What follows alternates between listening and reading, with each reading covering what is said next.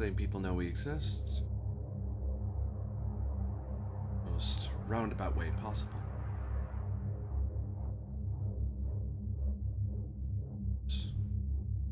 That'll be.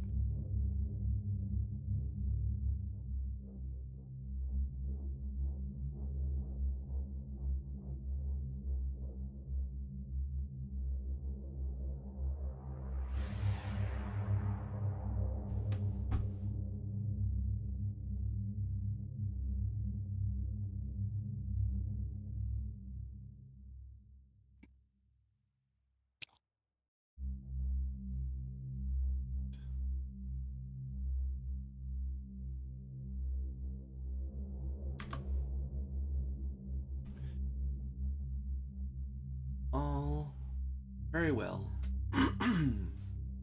And good. Hello everyone, I'm AD Springer, also known as Corbidian.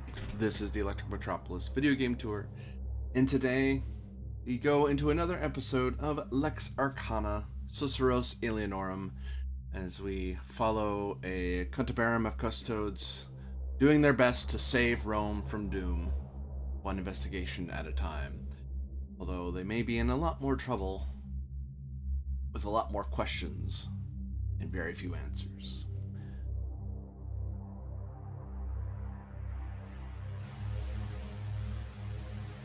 We left off with Tiberius being led deeper and deeper into a winding bit of the underground salt cisterns near the city of Caesarea. And he had gotten more and more separated from them, feeling a bit woozy-headed and unsure. Surely from the salt and nothing else. Calypso, Yulia, and Corvus U3 had learned of his absence and became suspect of his long journey into what should otherwise be a rather short jaunt, and called upon the foreman to lead you down after Tiberius. Tiberius, I will ask of you a roll. Just to get it right out of the way, as you're following along with this man who runs and owns, more or less, the cistern. The man who traded in ivory once upon a time. A Mauritanian's Mauritanian. And I believe it's Ratio, but I'm going to double check that. Feels correct. It is Ratio that I ask of you. Okay, starting off strong.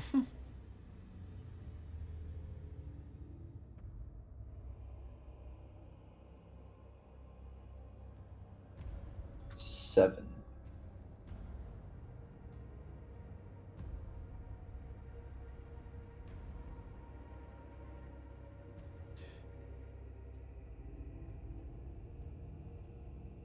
Yeah, you feel a bit turned around and a little feel your heart kind of thudding a bit harder than normal. And you kind of feel every breath feels salted and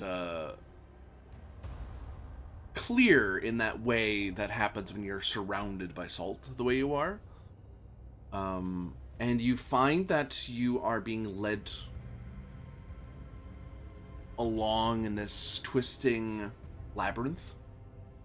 Because you were going to this guy's office, but at some point you've gone a lot further than that. And it has kind of occurred to you that you're getting very far away from your Cantabarum, and that probably doesn't sit well with you. That's not, you were trained not to, if you have a Cantabarum, you shouldn't lose unit cohesion too much. That's kind of what's helped you snap out of it. I'll stop dead in my tracks. Where are we going? Well, to see you treated, of course, sir. I'm fine. I should like to see myself returned to my friends. turns to look at you. Oh, very well. I'll lead on. I will walk back from whence we came. And that's when I ask of you another roll. And I forgot to get my cheat sheet in front of me. Hey, I found it pretty quick. I will ask of you de natura. If you kept your bearing about you. De natura. Starting out strong again.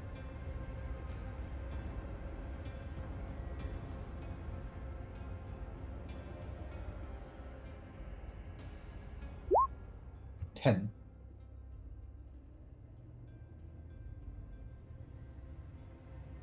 With a 10, you vaguely remember the way back. You'll have to ferret your way there. But the guy starts following after you as you start working your way back.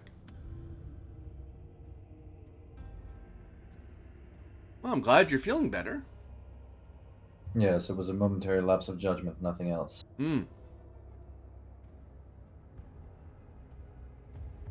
How deep does this place go?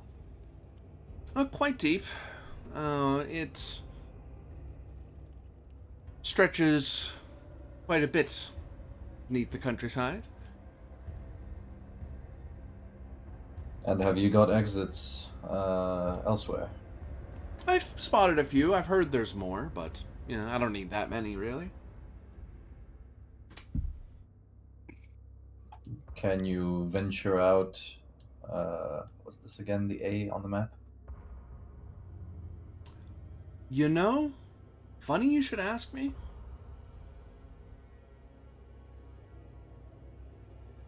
But, you find your memory a little lapsing. Ingenium. Oh, now there's an actual shit roll.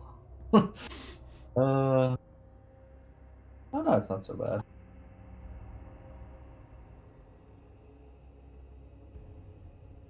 Six.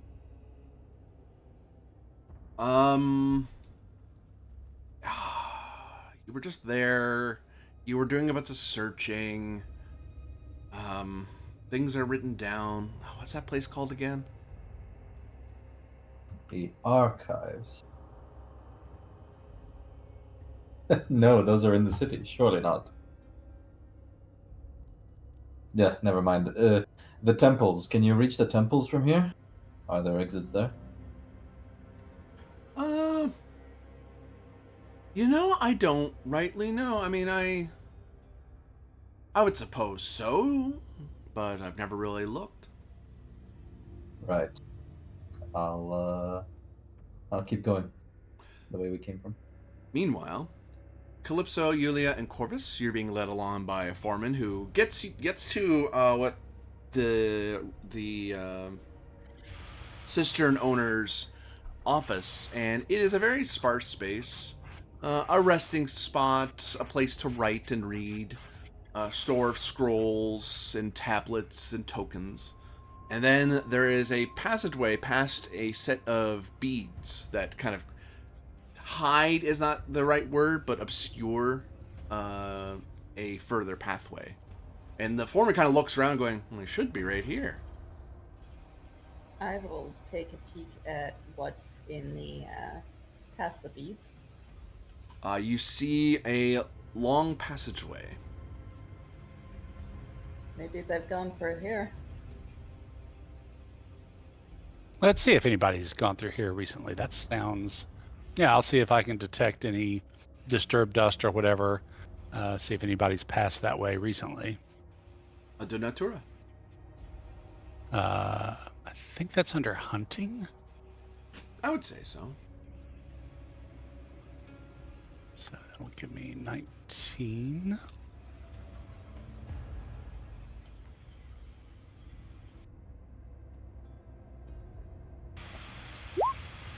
$12.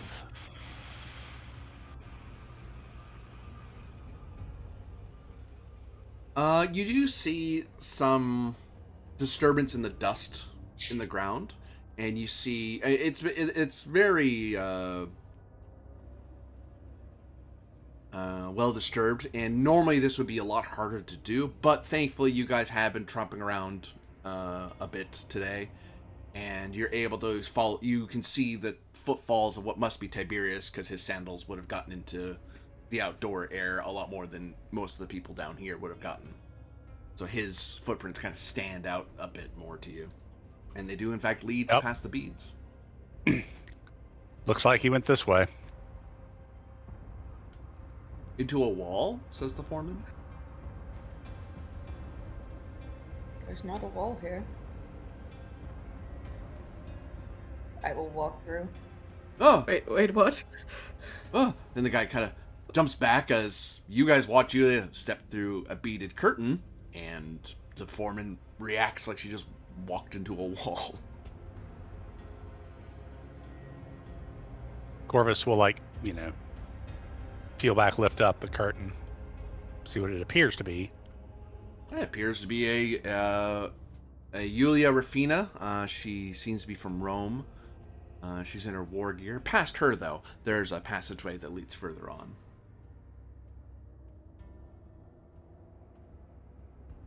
So you're going to tell me that you never noticed that there is not a wall where this wall is?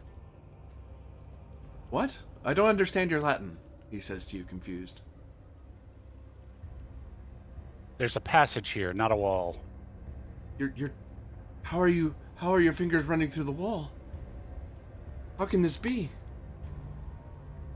Corvus shrugs and gives a sly smile and says, we are of the cohort's Arcana.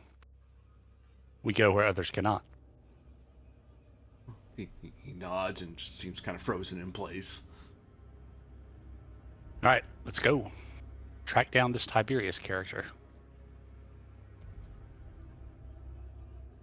And the three of you find yourselves amidst a winding, twisting labyrinth. Unsure where Tiberius has gone. But another Donatura may make that a bit easier. Okay, and let's mark our trail, too.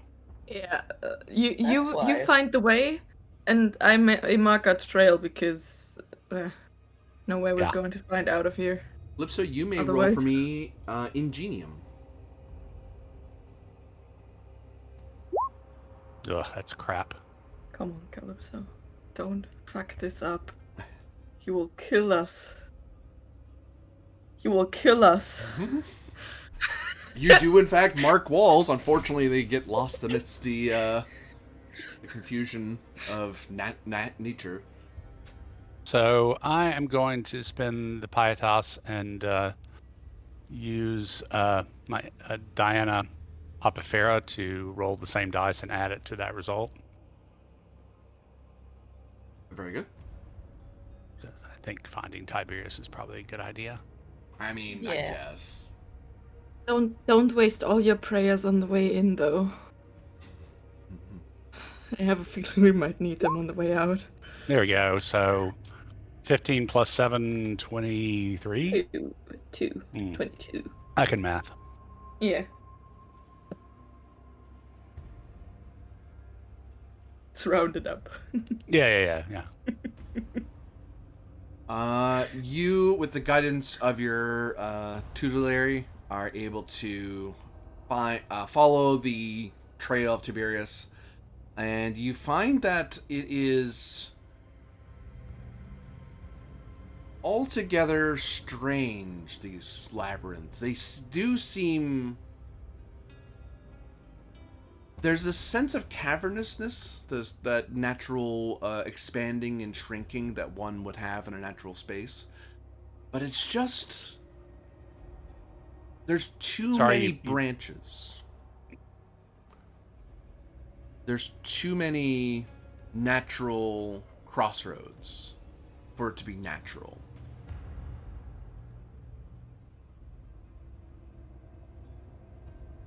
And you said sorry? I accept your apologies.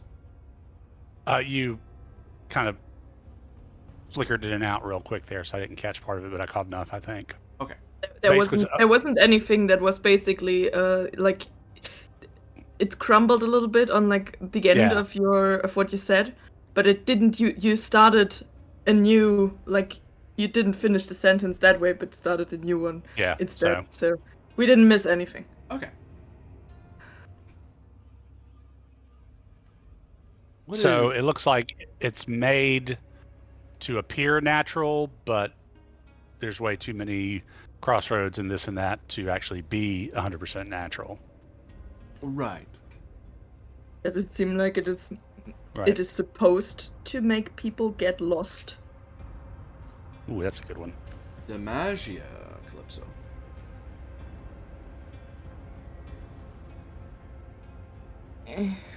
Yeah, I don't think any of my specialties apply there, so.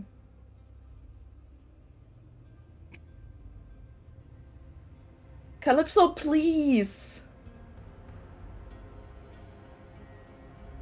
I'm lost. Does your tutelary help you with magic? The Magia rolls? I mean, I could roll it. That's true. That's true. That's so much pietas. Yeah, I will do it. I don't want to get lost. Maybe knowing what it is might be helpful. So wait, do I have to use the same combination again, or was that something that doesn't matter? You roll. My understanding is you roll again the same thing, and you add that to your original roll. That's 10. 10 is enough to. You feel this. There's this sense in the air that it is meant to. There is this sense of purposeful misleading. There are certain shapes, magic and semi-divine, that various cultures practice, that give a sense of the organized and structured, but mired in the obscure. So that only those who are worthy or within, or part of, they are the ones who get to know the way, and those who are not can easily be misled. And once you have that pattern, you're able to kind of help Corvus. You're not sure the exact pattern at the moment, but it is enough to kind of, you know that, no, if we go that way, it's a dead end. That way's the better way to go, or that way's easier to find the way back. Like, you're able to kind of make little markers in your head by having like little symbols in your head. I mean, they're incomplete, but they are enough to kind of map in your head a tad. So basically, if you are supposed to be here, then you should know your way. But if you're not, you're liable to get turned around and get lost. Mm-hmm.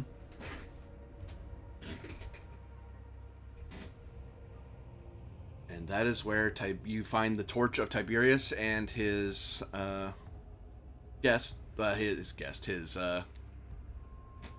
entertainer, following after him. And you all meet in this large crossroad. The dripping of moisture.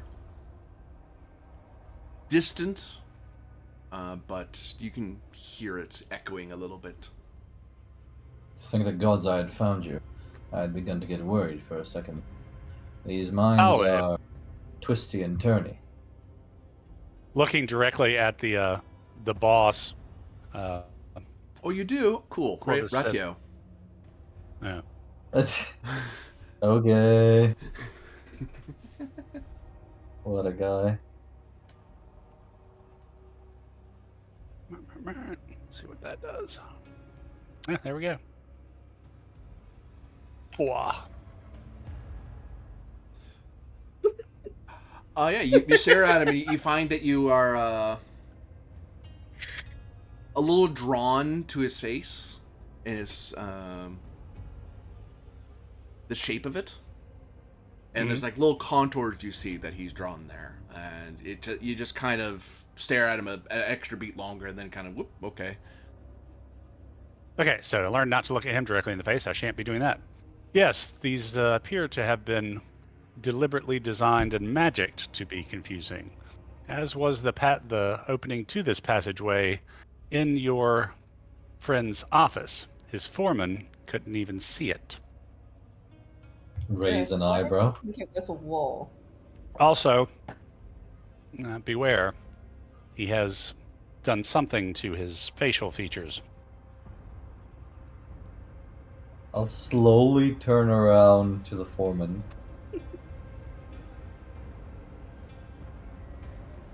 He raises an eyebrow at you.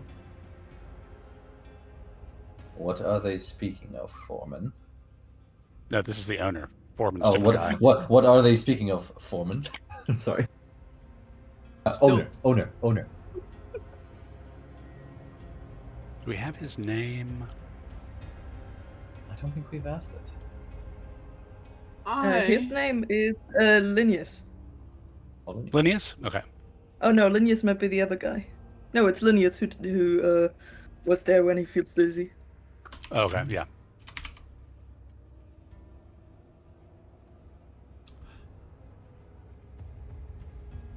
I couldn't possibly say.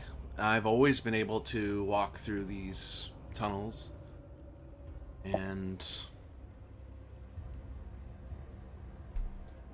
I couldn't guess as to why my workers can't see it. I guess that does explain why they seem to fear me so. Perhaps one of them witnessed me coming this way and not understanding. But I don't see why. I have no great sorcery to me, or one hopes that one has the favor of the gods, but I would think I'd be a lot more aware of it.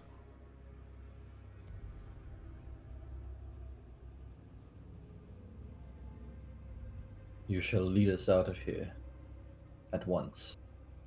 Oh, no need. We can find our own way out. However, Ah. we might request and require you, sir, to come with us for questioning. All of this is the Cohort Arcana's business, after all.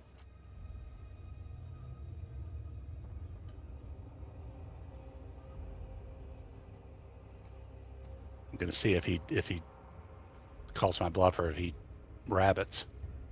Well, I suppose I could. Not sure how helpful I possibly could be.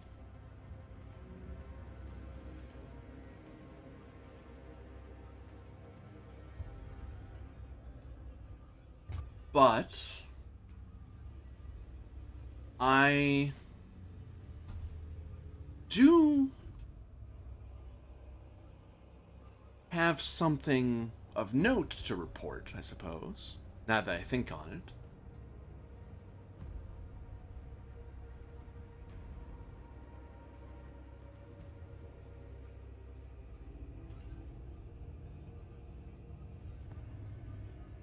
In these passageways, there is a columbarium, a place of death or the dead, where ashes are laid.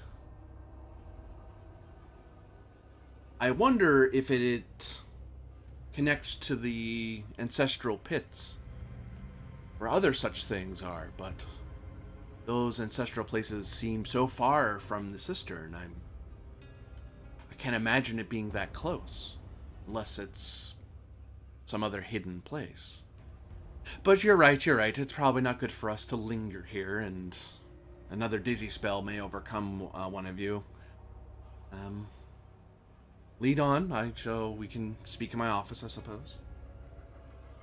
I thought your office was here. It is. It's where we came from.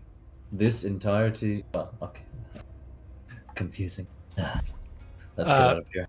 By ancestral pits, you assume you mean the graveyard to the south and east of town. Quite right, yes.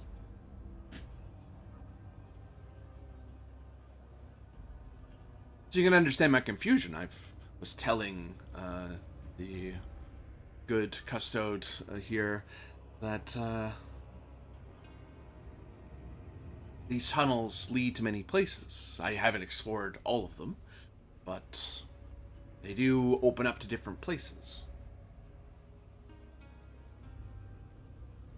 And that is one that quite puzzles me, because that would mean I'd need to stretch it across the entire countryside. The only one I'm aware of is the one that leads all the way to the old watchtower. Watchtower. Is that this? Yep. Okay. Trying to remember why I put those circles to mark those areas on the map. I'll have to look at my notes in a minute.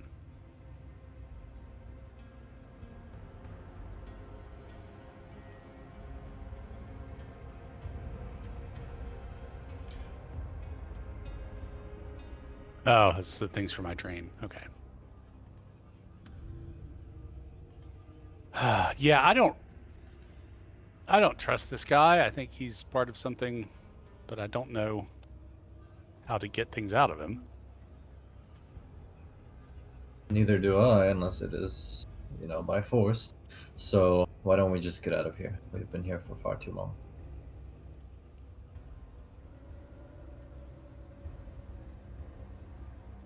I mean, by just kind of looking and vibe checking his direction, does he feel sus to a degree that is more than him just being weird?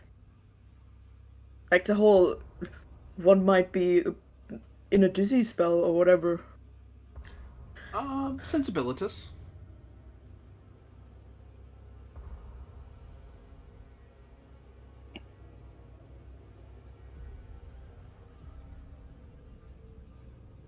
Nope. It is hard to say. There is a bit of oddity to his Latin and his demeanor. And also, Calypso, you owe me a ratio roll. Well, I think I will not make that if it's just the same as all my rolls before. No, she did say she was just kind of glancing and vibe checking, not actually looking at him full in the face. No, I have to look at him to vibe check him properly. I don't trust that fucker. You get the feeling that he is, in the light of the torches, his attire and demeanor gives off a sense of grand wealth, which is a little odd. I mean, there's, or maybe not all that odd. I mean, he does own a cistern. He does seem to be a person of some note. But he's acting rather... There's an odd humbleness to him. Or otherness. It's hard to place where it's coming from. But something's off. That said, though, you could chalk that up to him just being rather weird, more than anything. It's hard to see. Vibe check wise, he's odd. He's an odd person. We need to forcibly wash his face and mess up his hair.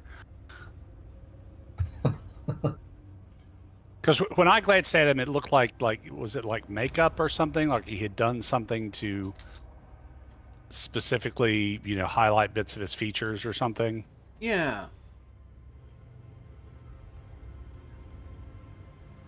Oh, like there's a certain pattern to his face. I may have an idea, but considering I don't know this, you know this, is there any way that you can communicate this to me on the sly? Well, I told everybody to be aware that he had done something to his face. Oh, okay. In that case, how about this? As we're passing through these narrow tunnels, these tunnels are pretty narrow, right? No, they're pretty wide. They're pretty wide. Okay. Are the walls like dry and crumbly? This rock that's here? Giving it a look, it They do seem faintly damp, but not dripping. You can hear And a dripping every so often. The ground is sandy, or is it stone? Stone. Dang it. Every idea I had just went up in flames. Well, I mean, I'm sure we have canteens or the equivalent. Oh yeah, sure. He's walking behind me, right? So I'll take out my canteen, and is there any water inside it? Yeah, probably. Sure, and I'll go and take a swig and slip and try and, splash it behind me onto him. Okay, Cordatio. Coordinatio.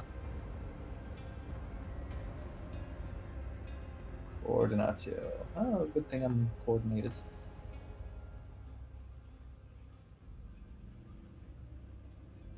Eight. Hey, good thing he rolls worse than me.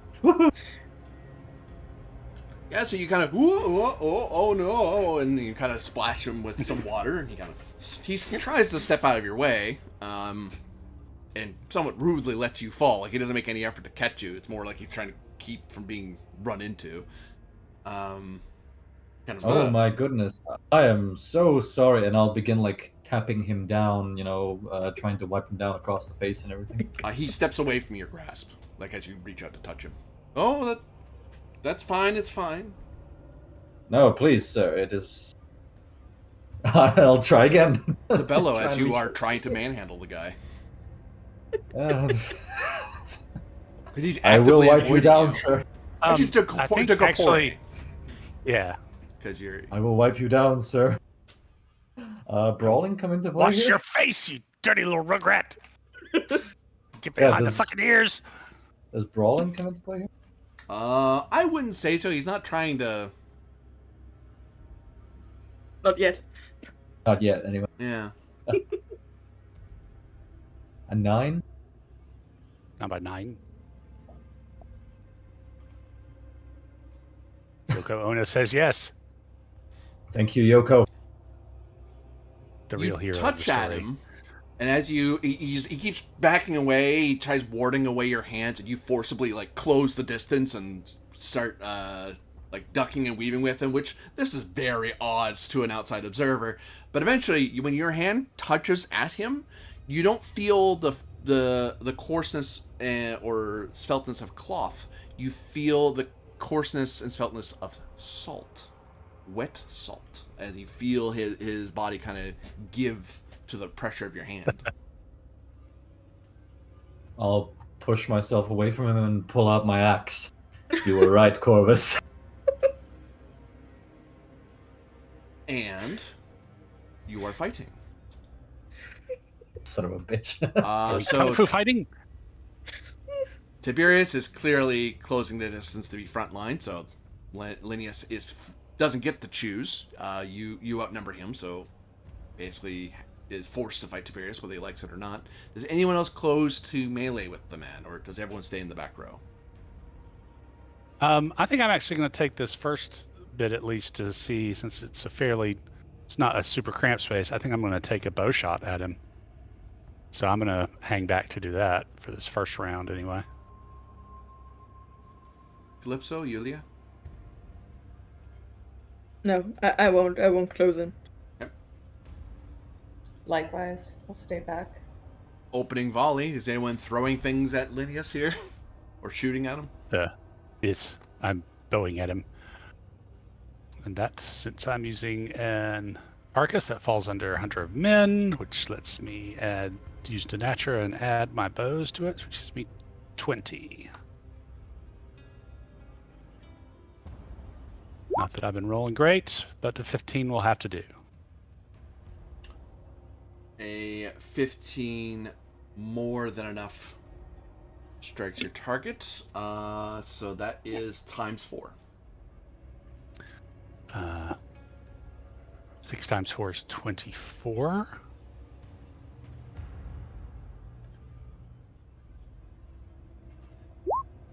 Man, my mouse needs to be replaced.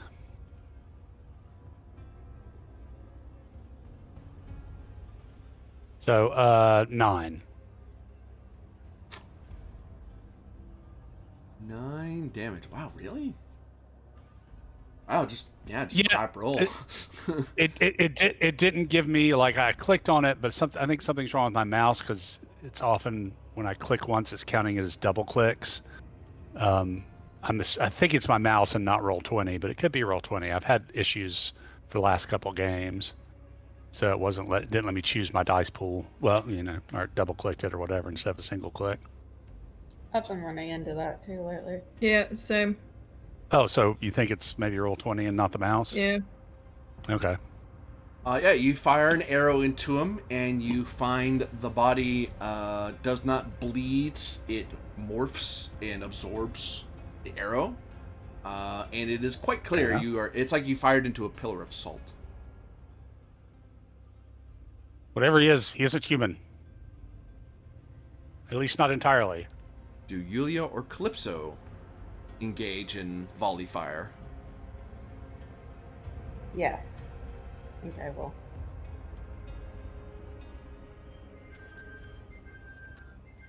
I mean, chucking rocks at other rocks is kind of... But why not? Counter to the point, yes. More water. I mean... Why not? I will... That's true. I think I can do more by just trying to hit him with water. Times 3 damage there, Yulia. Get the Wicked Witch route.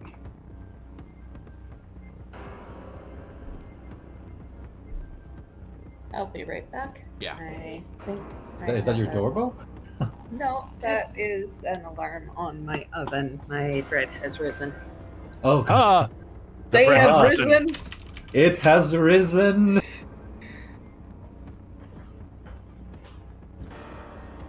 Now I can hear music, Corey, by the way. For some reason, those first 2 tracks, for the longest time, I couldn't hear them, but must be something on Roll20 side. Calypso, what are you gonna do? We'll wait for we'll resolve that hit in a bit here. We can get your. I think actually, like the best thing I can probably do is actually try to spill more water onto him. So throw my water, whatever. And I'm back. Oh well. In that case, you owe me damage. Times 3. My Plumbata does 4 damage, so 12.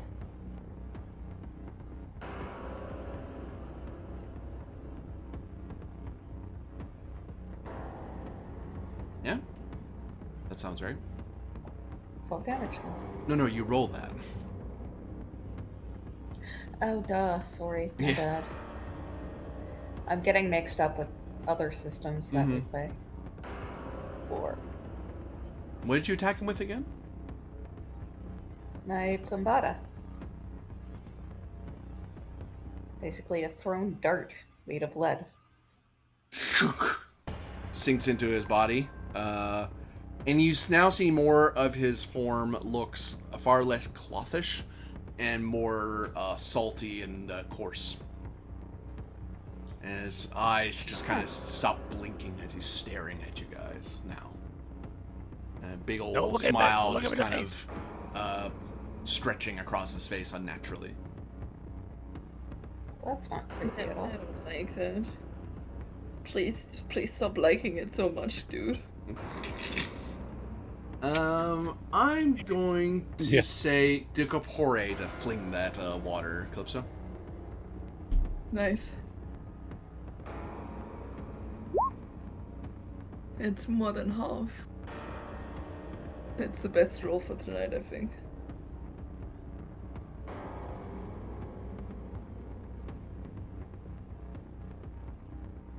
Roll for me.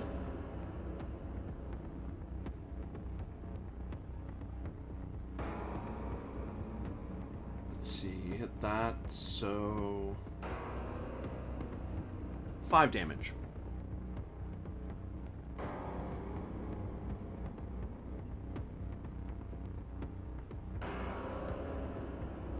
You splash him, It's 2.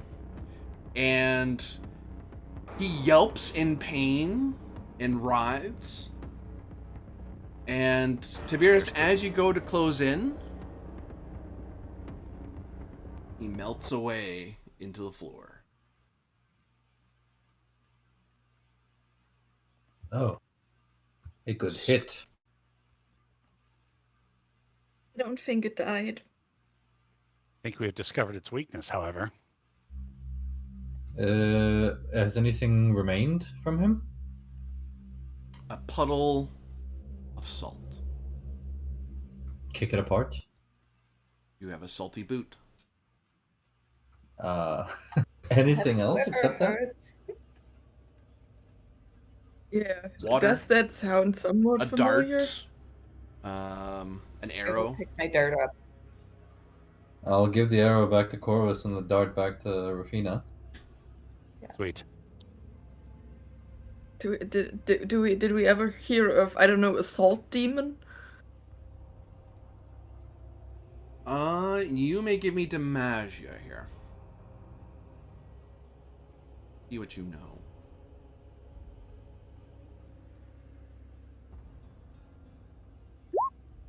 Fucking hell. Not How can you roll like that? You might know something with a 6. Not a lot, but you'll know something. No lectures on the inner workings of Daemona for you. Better that way. Oops. That's not what I need. I need those numbers, not those numbers.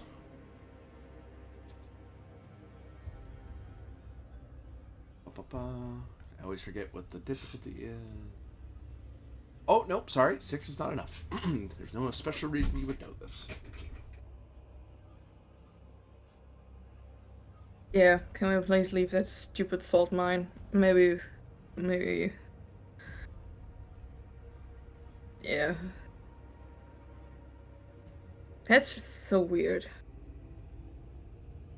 So, with your discovery of the mystical nature of these tunnels, would you be able to navigate through them as if you were someone who knew the right way, or was a part of whatever the tunnels were designed for? Honestly, I feel like you might be still... I mean, I can try to help you, but I think it is plain old navigation to get through this stuff. It just strikes me that if he was... that this may be...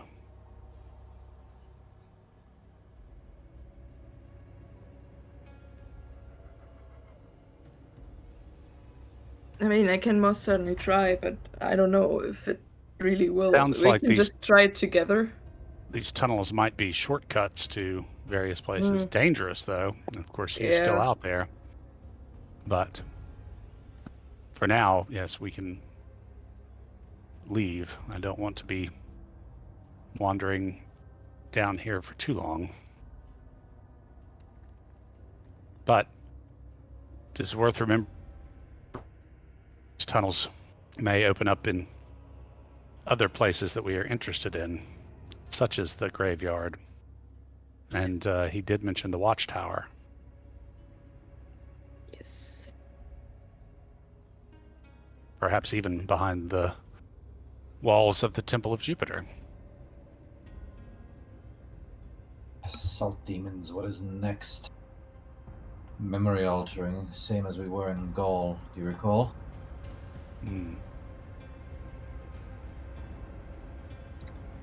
Annoyingly, yes.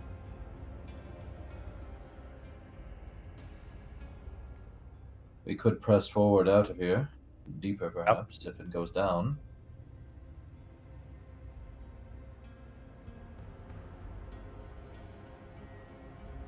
Yeah, I mean, That might be wise. could, but So up and out, or stay down and explore? Well, we are fresh. We are in our combat gear. Why not venture a little bit deeper? You're right, god damn it. I agree. Very well. Stop being right. I don't like that. Yes.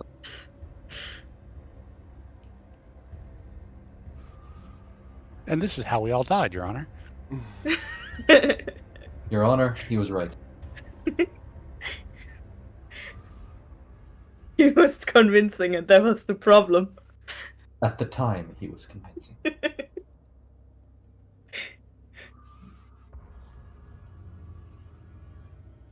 Okay, so is this going to be like a navigation thing? Is this going to be like an exploration?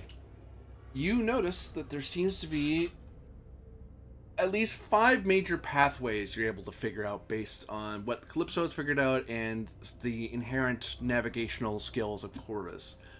There is the way you came back, of course, and 4 other pathways. There's lots of turns and twists that basically loop back over and over on each other, so it's one of those, if you guys took, let's put it this way, if you guys were doing a secret exploration check, if you all rolled twice and weren't able to figure your way out of this place, you'd be stuck here for a day. Or have to be very dependent on that guy leading you out. Or leading you wherever he wanted to lead you, because you wouldn't know where he was leading you. But you guys have a pretty good idea of how these passages work, so your characters are unlikely to get lost down here. He was leading me straight down, is that correct? Through this passage? No, it seems like he was leading you to this passage. To this passage? Oh, well... Oh, wait, no, you're why right. Not go there? I correct myself. You are correct. He was leading you that way. Oh, okay, yeah. Right. Why don't we just continue down the way that he was trying to lead me? Sounds good. Sounds Let's good. be sure and leave markers behind. Right. I don't know, maybe that's just the way he wanted to take because it leads to his dining room or some shit. Well, which might mean that that's where he has retreated to, in which case that we need to track him to his lair and rid the world of whatever he is. Okay, but if anyone gets eaten, it's Tiberius. I'm not that hard. I'm not that easy to digest. Good, that's why.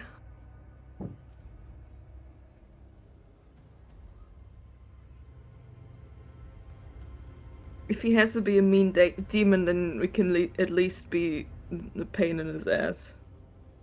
Right. Follow me, friends.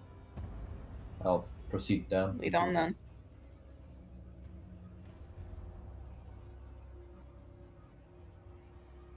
I'll move up to help navigate if necessary. I'll take up the rear. I know fully well I'm not very good at navigation, so I'm not even going to pretend to.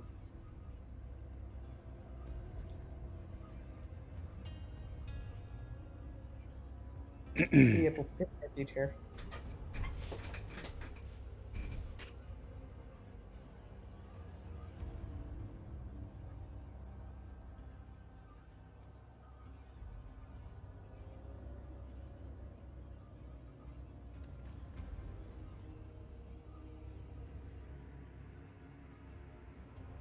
You find yourself at another crossroad after a significant amount of time has passed. Okay, so I'm guessing this way probably leads to the old tower. This way probably leads to the ancient cave. Now, the ancient cave did appear in my dream.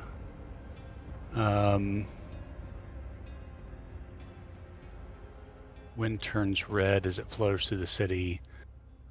And the wind glowed brighter and brighter as it wafted over and collected in the graveyard, the cisterns, the faraway cave, and the village of the dawn. So I'm not going to be terribly surprised if this really is going under everywhere if there's a route that ultimately leads to the Village of the Dawn. But this was what is housed in the old tower? Can we recall? That's the watchtower. far. Yeah, That's for the Legion. Legion is in there. All right. That's also where Is it your manned? Inquisitor contact normally would be stationed out of. Why would he have passages leading to the tower? Maybe I have a that's feeling- why the Inquisitor is going missing. yeah. I have a feeling these passages predate a lot of things. Right. One can And- assume that Gaia made these a long, long time ago then, and he was Mhm. merely using them. Or perhaps some, such as the tower, were dug for specific access to otherwise difficult to reach places. This theory about the Inquisitor being missing, perhaps, yes, it lines up. Everything lines up in this case. So what Well- lies over at the old cave down there? If we assume that this leads to the archives, that may explain the archivist's disappearance, the Inquisitor's disappearance, and then there were two other officials. We don't know where this one leads. Probably somewhere to the city. What? The upper one. Yeah. Well- Which could be into, or it could go to the temples, or we could, could hit another big crossroads like this with different branches. But yeah, so Yeah, I'm that's- guessing that our roads lead either to the old tower or the cave, whichever one we want to check out.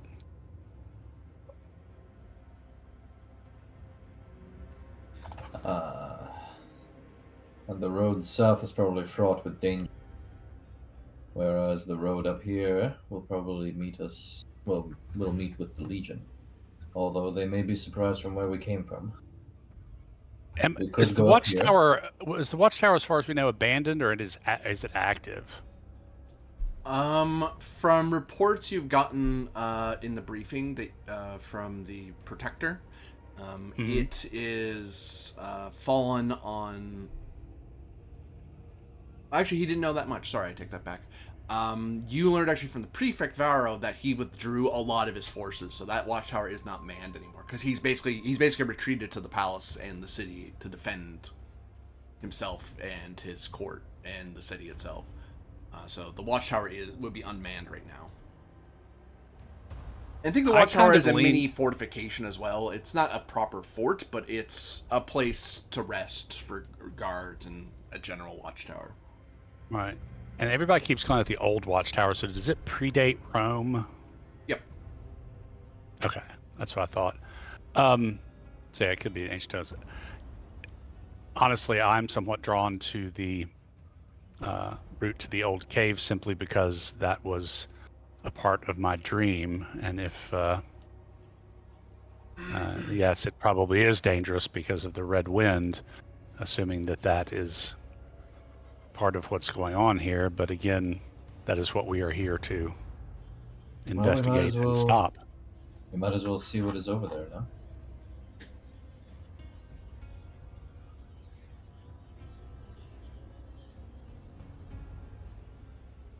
So yeah, I guess we're gonna go this way. Turn south. Southeast? Southeast.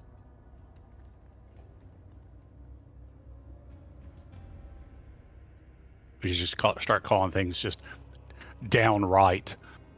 Yeah, exactly. That's what the actual directions are. Exactly. Although from our perspective, it's uplift, right? So Don't get into stage directions, man. It's just confusing things.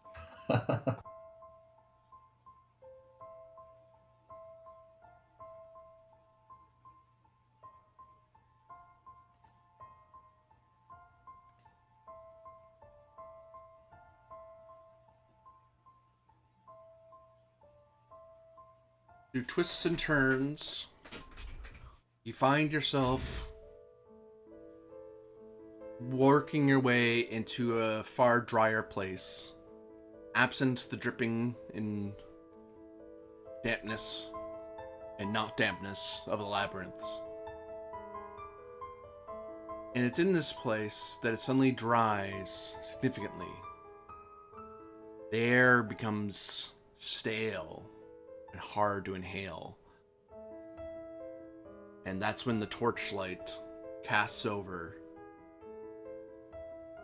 a massive chamber full of statues of people in various poses.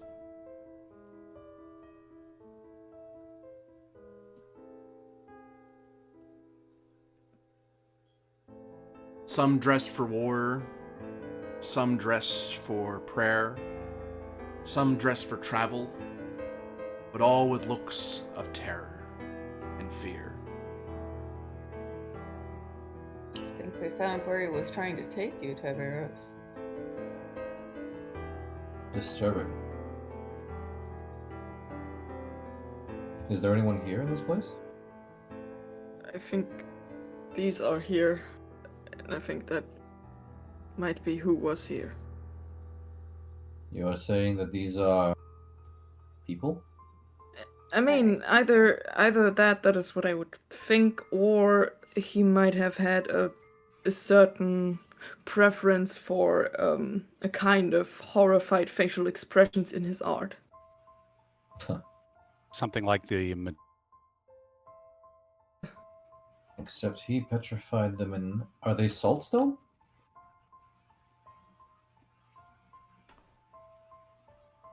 Go on, lick one. Find out. I will lick. It tastes of salt. Also, Yes. I'm gonna ask you a roll. No. I'm gonna ask you Ratio. Come on. Well, I mean, you did. I was just kidding. You actually licked it. Yes, well, Corby's gonna have to start the gods intervene, Corby's gonna have to start an OnlyFans channel if we keep this up. They do indeed intervene, yes. They intervene, Okay. roll. The gods have intervened because they like me licking the salt. No, just... Oh, they intervene again! They intervene again. Definitely an OnlyFans. Definitely an OnlyFans channel. Holy moly. Whew. So that's a 20 and 2. When you move to lick at the stone or the salt, you kind of taste it in the air as you get closer. You know, if you've ever been next to a massive chunk of salt, and the closer you get to it with your face, even but without tasting it, because there's so much of it, it's just kind of somewhat aerosolized. So you're very aware there's salt very close to your face. And you are able to refrain from tasting at flesh now salt. For you know, if you look at this, you will be committing a grave offense to the gods. Thank you, Mars, for stopping me. Well, Yes, they were indeed petrified. Calypso, is there any way of freeing them, or are they dead? let me think about that. I don't regularly petrify people like that. If it is a curse like any other, there must be a way of breaking it. Yeah, there might be. Give me the magia.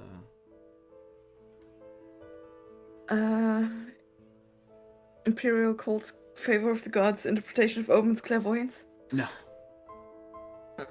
Wouldn't help either. As if it makes a difference. That's 9, that's the highest I rolled today. So, this stonework reminds you of a creature known as a Gorgon. Gorgons are to be approached with much caution, as they are extremely dangerous and lethal, sharing in common with demons a hatred for humanity. They are scary-looking creatures whose features have been made famous in Greek mythology. Heads swarming with snakes, teeth like boar tusks, forked tongue, bronze nails, and gold wings, allowing them to fly. Their faces utter horror, their expressions perpetually contorted in hate, their eyes full of the power to stare you into stone.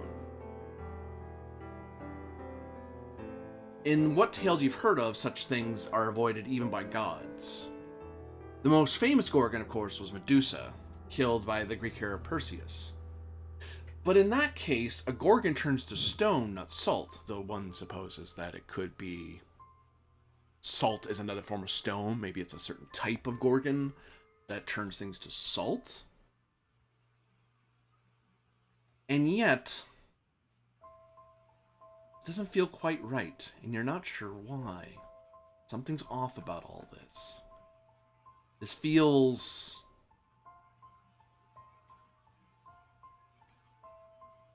familiar.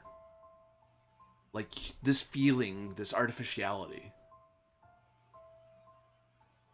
You would not call this a work of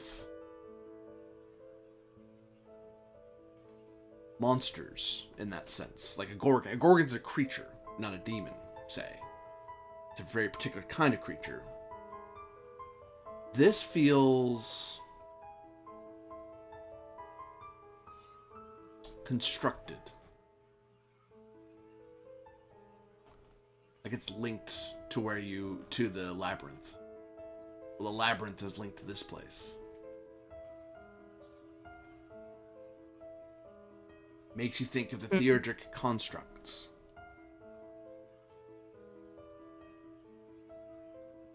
The what constructs? Oh, ask Yulia. She gave you a whole lecture on it last time.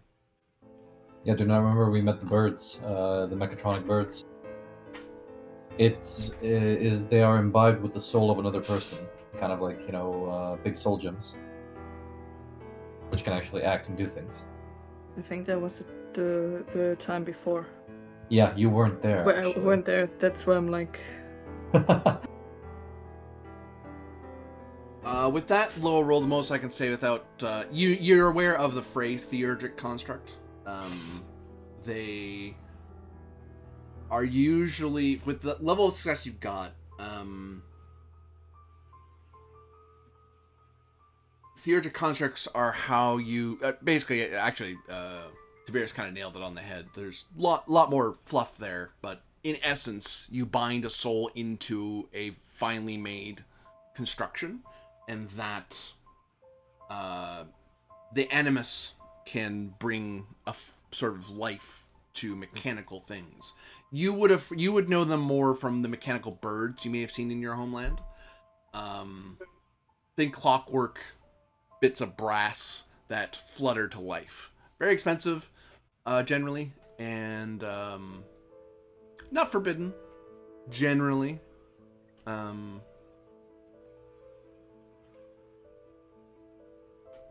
And you would be aware of, with that role, I'd be willing to say you're aware of the person who discovered it most recently, Proclus of Athens.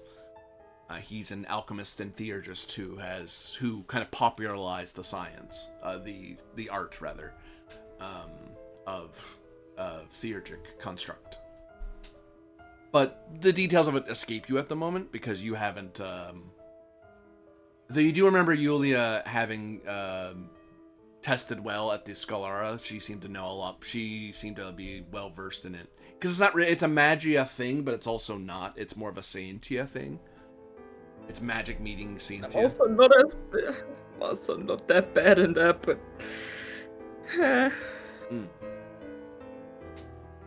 not good enough though.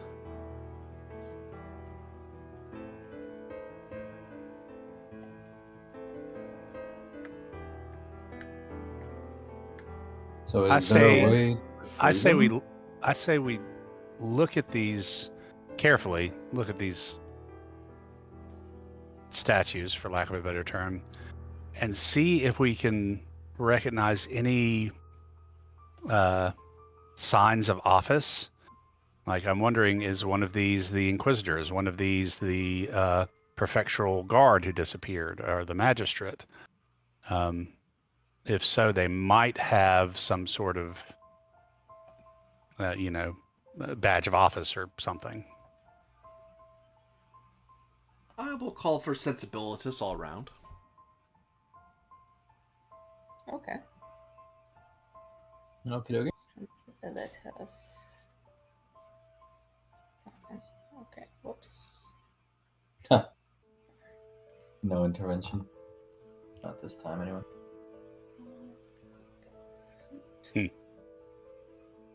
Yep. So we're back to rolling like normal. So we are.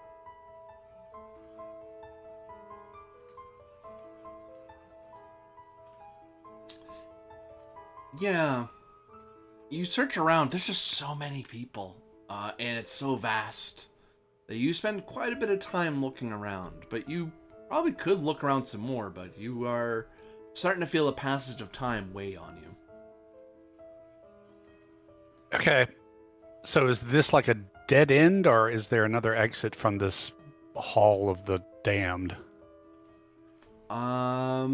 With simple walking about, you do find the cave mouth that leads out of this place. Well, at least fresh air. And you can see that night has fallen. How long were we down here? Long time. I mean, you pretty much hiked all day, I would say. I see. Is there anything else in this room that might be of interest to us at a glance, you know? At a glance, no.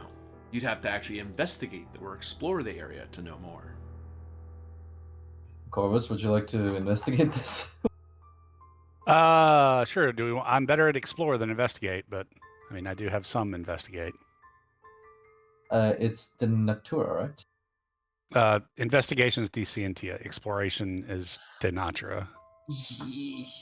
I could investigate it. You guys could explore it. I would investigate with you. Okay, good. I think we're all a little bit better at investigating. Except for Corvus. I mean, I'm only at 12 with investigation, so I'm not terrible, thank you. But I just said that we are better at investigating than exploring, not better than you. You're better at both of those. Let's figure out how the what the difficulty and kicks at the can are going to look like before we split things up. To explore this cave in detail,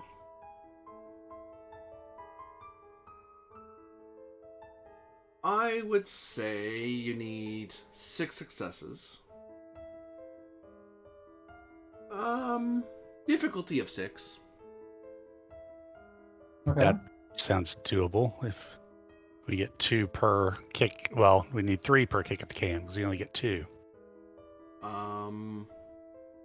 Investigation-wise, you need at least 6 successes. The difficulty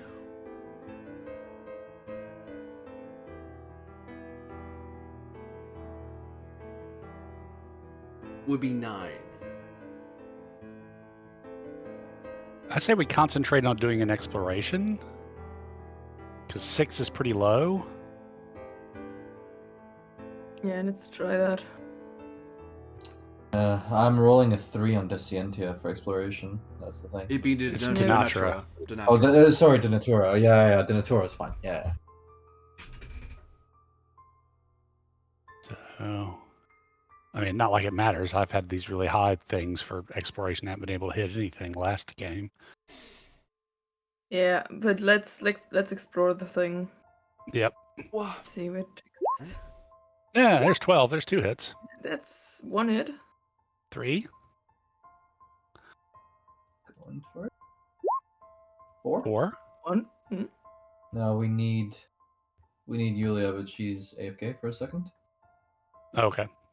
I think Perfect time. I'm getting more water so I can pee more. Good I God. think Julia might be the one that rolls very low on the Natura. You two can get your kicks at the can out of the way. Okay. Because you get 2 shots at it anyway, so.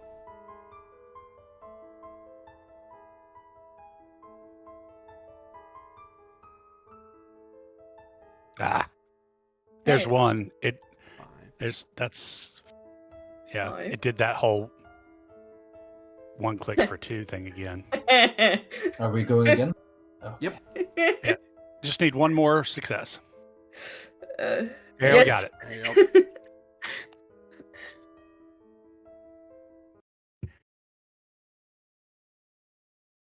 We'll let Julia come back and roll, and if she gets anything, that'll get us an extra degree, maybe.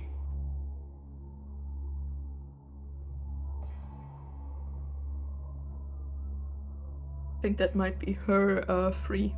So maybe the gods want it.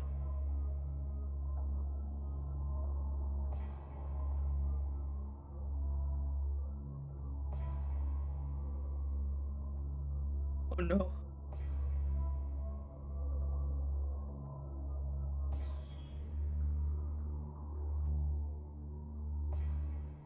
Yulia, have you returned?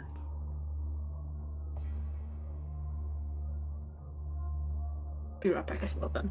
Oh, I should well. have typed something. Small bio break. Yes. With that, we will take a short break, and we'll be right back to see what it is they found hidden in these wretched places. Be back soon. Considering this icon, it's not very good.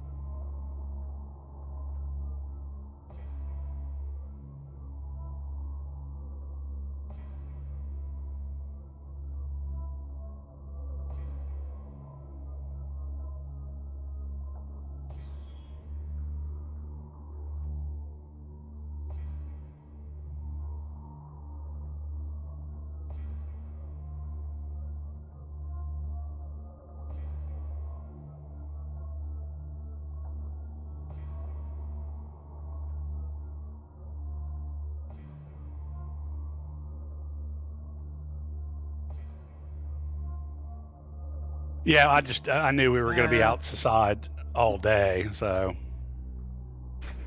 definitely took some sun precautions. I have returned. Sun precautions is everything. Yeah. It's like the good old redhead skin.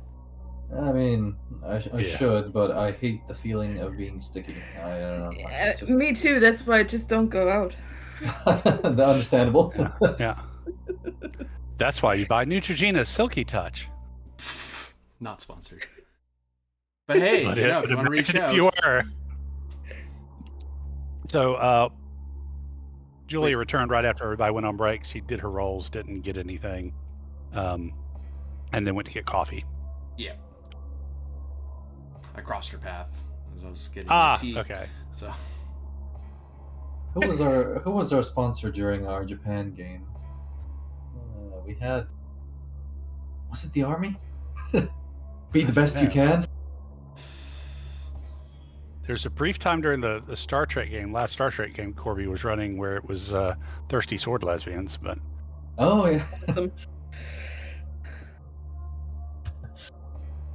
Man, if that game wasn't that horny. It's actually not that horny, honestly. It's more emotion and relationship driven. More lovey. It's romancy. Yeah, no, it's quite physical at times. It can be. Yeah. So that's kind of like try to play that with that. It's basically a game where you need the right kind of group for. Yes. Yeah.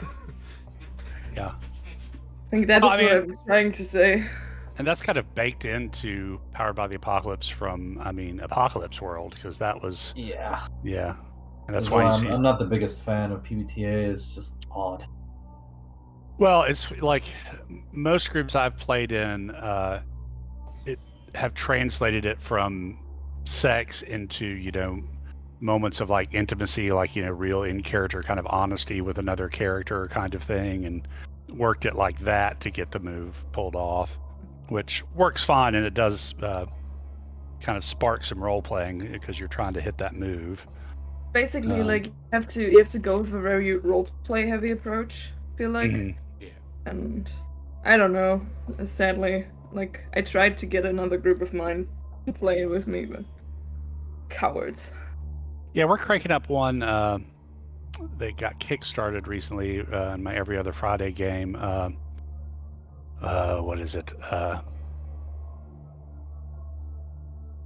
Can't remember the title. That's an odd The name Between. for it. The Between. It's kind of like apparently Penny Dreadful, and the character, the playbooks are kind of, there's the Mother, who is a Frankenstein. There is, the Hunter, which is kind of like a League of Extraordinary Gentlemen, or it's the Explorer, League of Extraordinary Gentlemen take on Quarterman. There's a werewolf. There's, then it's very high Victorian, but it's definitely a PBTA based, so we shall see. It's a good group, so.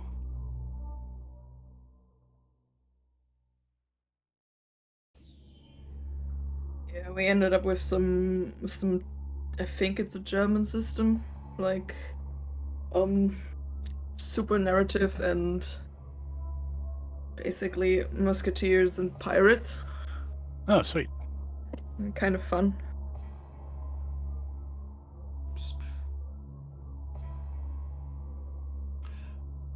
After science broke us. Not science. This fucking game. I mean,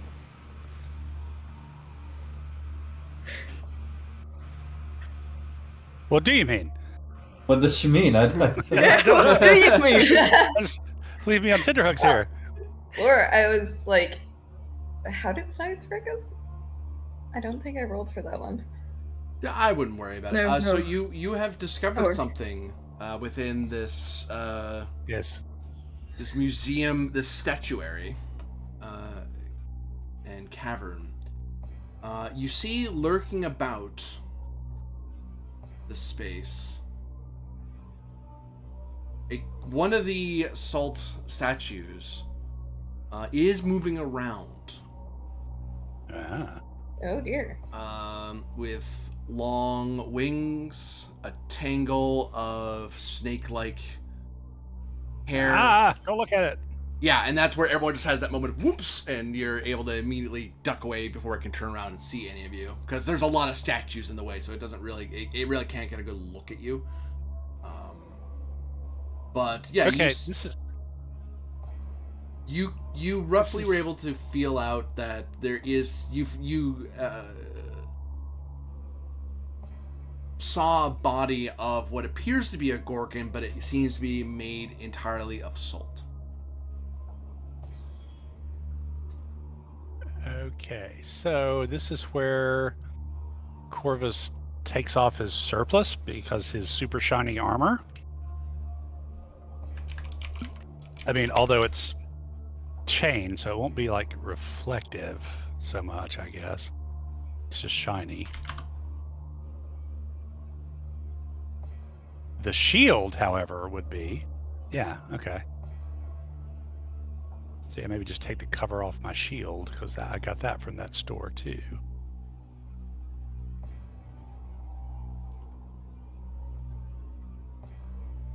If we're gonna play Theseus, let's play Theseus. Yeah. That's how that mechanic works. I understand. Okay, I'm not used to my guys having this ability. I really don't like you saying that. Yeah, that does bode well for us. But otherwise, you've discovered that this has a plate. You have spied those who are missing in their official markers, and they look to be somewhat clustered together deep within. It seems like they are recent additions because the older ones are a lot closer to the entrance. But these ones are quite deep in. You have to wander around for quite some time before you found these three. And when you found them, that's when you saw the salt gorgon and were like, nope, and immediately ducked out of the way.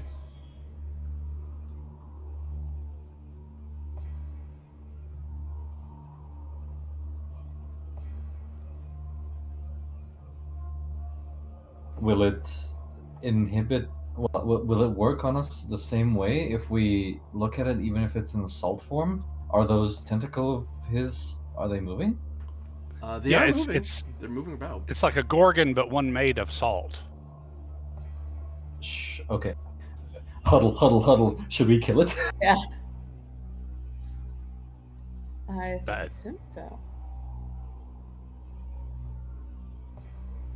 Okay. How about we try that old trick we used to do? Corvus, do you have any water in your canteen? Yes, actually, but I also have this shiny shield. Oh, well, good. Why don't you give me your canteen and I'll back you up if needs be. Do you maybe? I mean, we have stuff to maintain weapons. I don't know if there's something to polish them.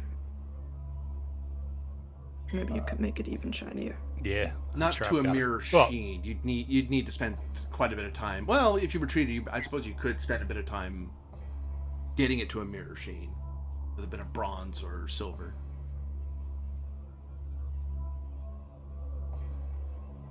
But wait, this thing is actively moving around. What is it doing?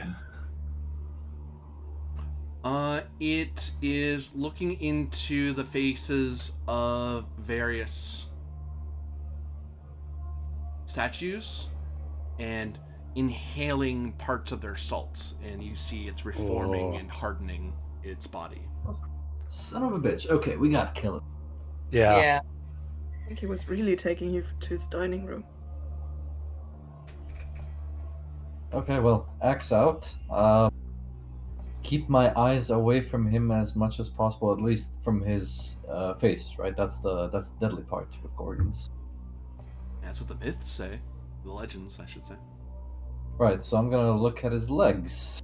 Shall we engage him? Let's try. Okay, engage. You go, Picard. I need to check something because it's in its lair, so it gets all its stuff. You roboted there at the end a little bit. in his Well, I'm lair. assuming it's nothing good for us. So Oh, there's probably lair rules. yeah. brain. I looked right at that power. I scrolled away from it. There it is.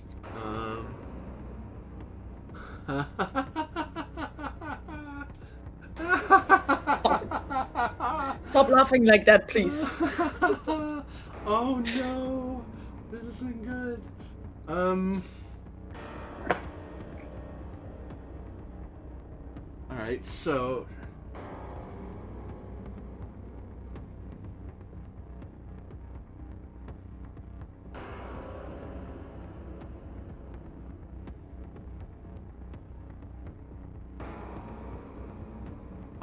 So you all move to engage it. Aha! But is it surprised? That matters, because my thing won't matter as much if you surprise it. So, it has to roll. Well, no, you're rolling to surprise somebody, because you're doing the surprise attack, right? So What's the base roll? it's your mom. It is the bellow roll. Could I argue for Decapore since that's where stealth lives? Sure, I'll fight. I'll give you Decapore. Oh, that also covers tailing someone. Interesting. Give me your rolls, folks. See Can if I you get the still do surprise. Debello? Can I still do Debello? Debello, you say? I'll let you use Debello because that's a normal thing. Corvus is being a lot more sneaky. You two are trying to find a tactical advantage and then jumping in at the right moment. I don't want to close in anyway. Let me ask you a question. Would my Hunter of Men apply here? That lets me use Denatra in place of Debello, or no? Yeah, because it is your power to replace Debello. Okay, then I'll go with that because that's the highest.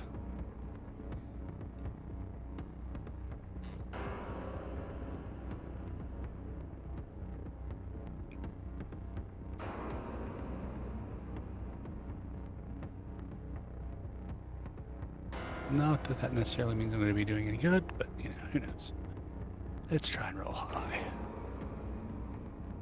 Yeah.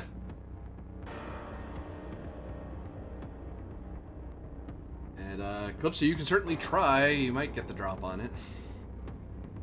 I mean, I didn't really plan on closing in. Also, you're fleeing the battle like a coward. No, I'm not fleeing the battle, but...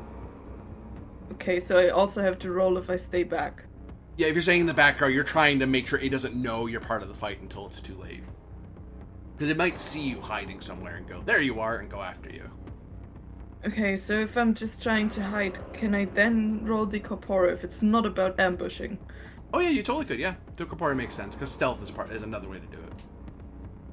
Yeah, that's basically what I'm trying. Just... See? I mean, you try.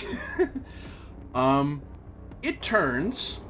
Its head turns 180. It screeches. It's totally not looking at its face. Yeah, you all kind of look away as it's like you're all trying to position yourselves like, well, its back's to us, so we have some time to think, and then its head starts spinning, and everyone's like, oh crap, man, it starts covering your faces when you weren't really expecting to do that, so you're kind of caught in this awkward, let's get ready, and oh crap. That's when you hear the creak of its wings. Wings. It takes flight, and you don't choose who it engages, even though you outnumber it. It chooses who it engages. That's the power of flight. This also negates my warrior ability? What does your warrior ability do? That I get to choose who I engage?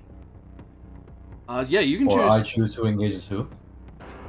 Those are two very different things. I'm gonna look up the power now. That's very confusing what you just said. It's called a hero's duty.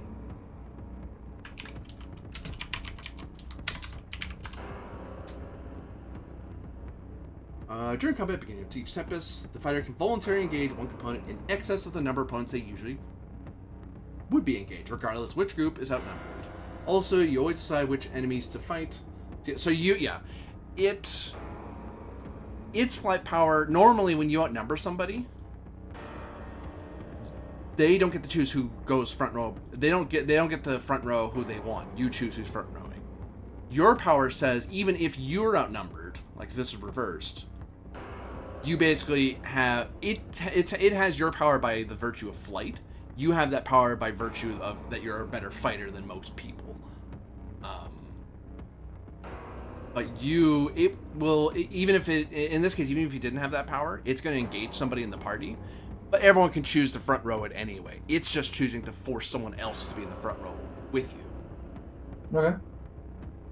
But also, the thing is that if you were, your power is especially powerful when it's like you're outnumbered, you get to choose. Actually, no, I take that back. You don't even, you would, like, say if there's a bunch of people, you would say, yours is actually more powerful than its. It gets to choose a single thing it can attack. You would say, no, you and you are not fighting me. Because I'm that awesome. I get to pick 2 people to fight instead of just 1. And I get to pick who it is, even if I'm outnumbered. Whereas it goes, I can fly, I engage somebody. And it's attacking Calypso, because you're the one that threw water at it last time.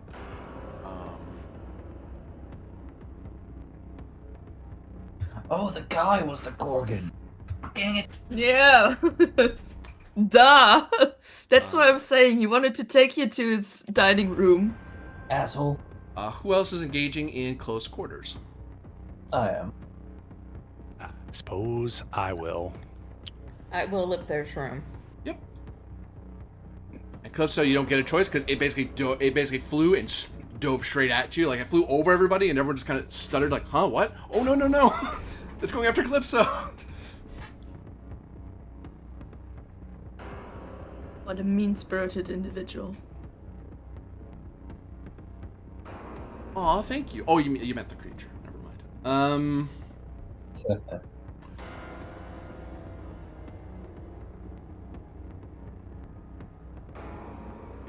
Then, so that's that. That's how flight works. You can do that. Oh, I know what I should do to make things easier, because I have to flip around a button, which is I had to choose a weird power. I had to make this thing all squeaky and weird. I couldn't just give you a normal fight, could I?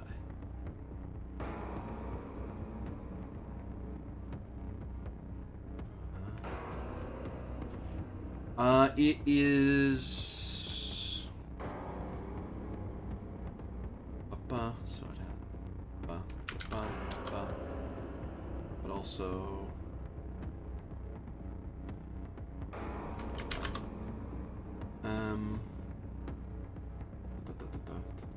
yep. That doesn't change that ability. That's not how that works. It has that power, therefore it does that. Which means do that and that, which we did that instead. So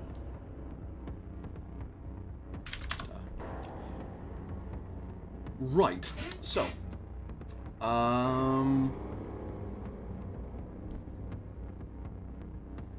normally I would have it attack first because of its flight, but Tiberius, I'll let you roll to bellow. Well, it's all happening simultaneously anyway. So yeah, everyone who's fighting this thing is giving me the bellow, except for Calypso. Calypso, you are subject to its special attack, which has a different check for you to resist. I'm rolling the bellow. Can I use my axes and mace's specialty? Yep. Okay. 13. I have to roll pose, but everyone else can roll because it's all simultaneous anyway. Except for Calypso. Calypso's the one that's the weird thing. It's picking on her. If we're doing that, then it's that roll, which means... Thanks. It's similar to this other power. Yes, but tell me the number that they're rolling. It is ratio for you, Calypso. Honestly, I think I would make a pretty good-looking statue. Let's hope you don't have to.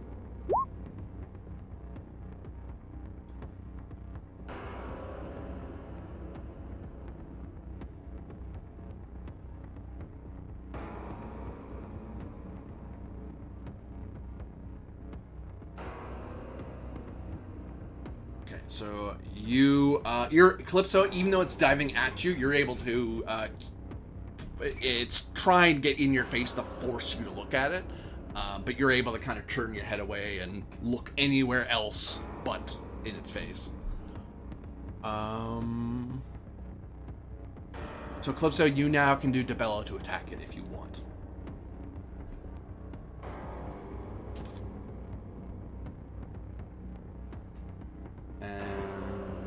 And It's my dagger, you asshole!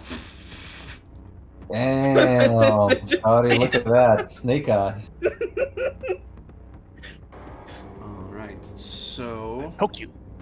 Poke you. Yeah, that 4 is Yulia's attack? Or...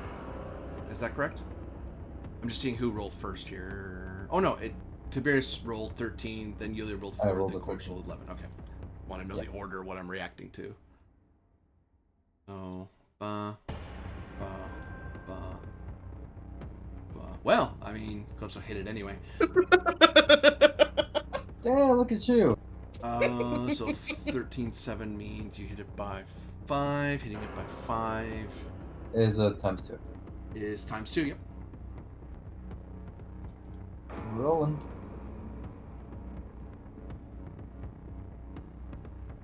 $12. Chunk. I'm going to dull my axe hitting stone. Chink! You feel, you see its body start to harden into ivory at places you're striking it, but you hit so hard it actually cracks the plates of ivory and they fall away and scatter onto the ground, changing back into salt. Ivory. Fancy.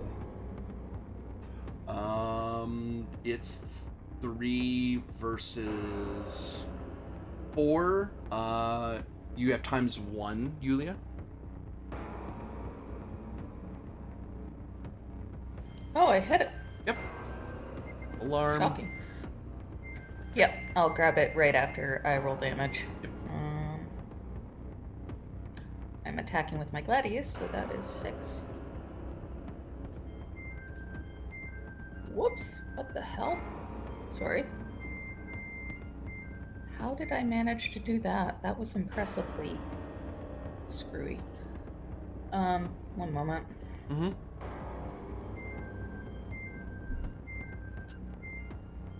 I bet that house smells really good right now. It does smell like bread. Yeah, it smells really good.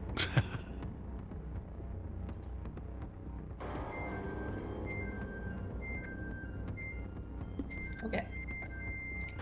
There's my character sheet. Roll dice. Rolling that many. Submit.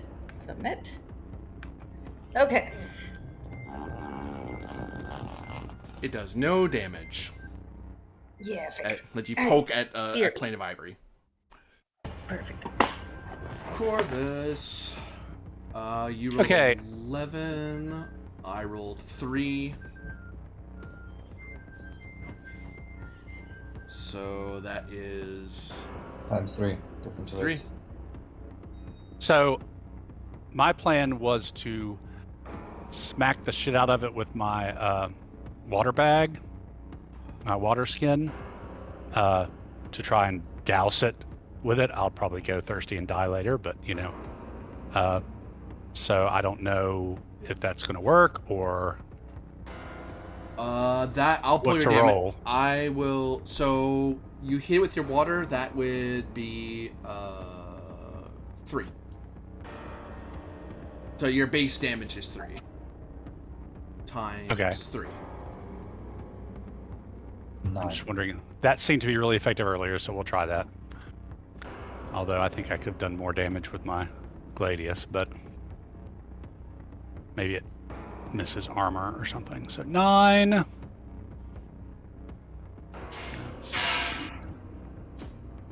Sploosh! Ha! So much for that. You splash it, and the ivory forms and immediately melts when the water hits it. So it has some effect. It's not as devastating as I'd hoped. As its protection does not apply to water. Ah. Just need a fire hose. We tried to defeat it with our tears. Oh no, they are salty. That's not good. New Tempest, it flies away from Oh you. no, it's me still. It's me still. I have a chance of making damage if it fucks that's right. up. Sorry. You're right. I rolled a 1. That's a free. Woo! Look at that.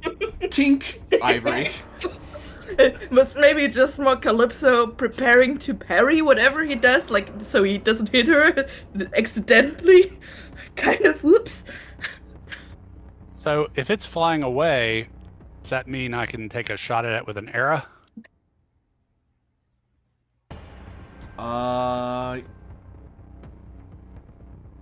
Yes, because volley is still a thing you can do. I think that may be the only thing you can do. I'll check if Tiberius is overwhelmed with its flight power. That's the part that's puzzling me. No, because Tiberius can say, no, I'm engaging it, so he can keep it engaged. Yeah. In theory.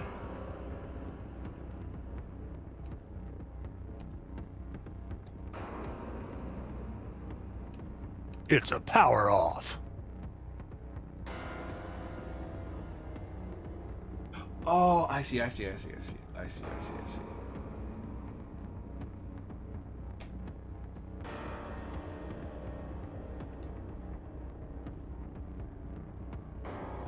I'll adjudicate this with a roll of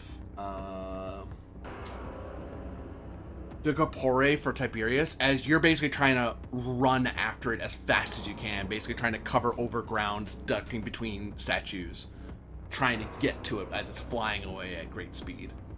Unless you want to stay at range and fire at it, but if you want to close, you'll have to do a roll. There's a 10 for me. 10? Yeah, I'll let you, as you're ducking and weaving through statues, and it's woof, flying away. You can see it's opening its mouth and inhaling at the statues it's flying over. So it's not going to attack anybody, but it is going to try to regain some health.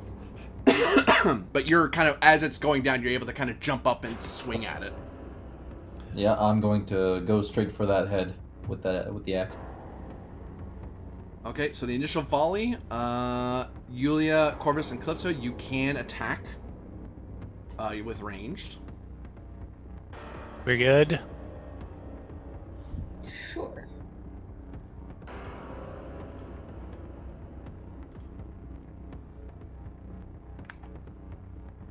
If I don't attack this round, can I maybe, like, wet a pebble? Yeah, I'll say this Tempest, you spend time kind of dousing a pebble with water. Yes. That's basically a holy hand grenade.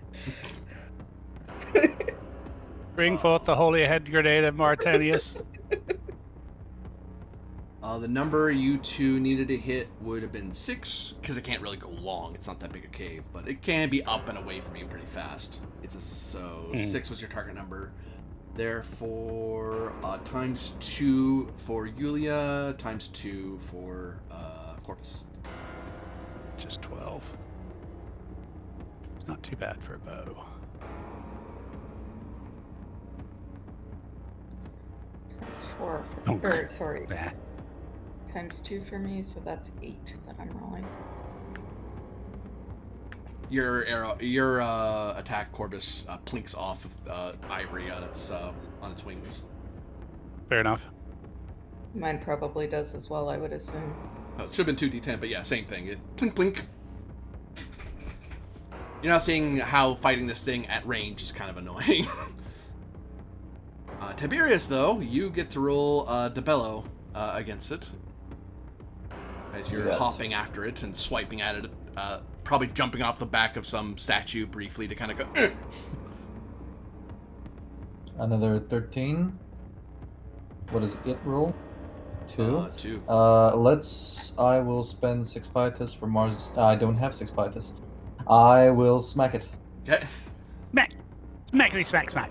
So that's a difference of 11, which is times 4. Yup. Wow! That's 44 dice.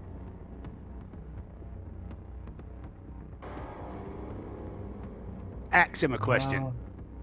How am I going to do this? Like this. 31. Jesus.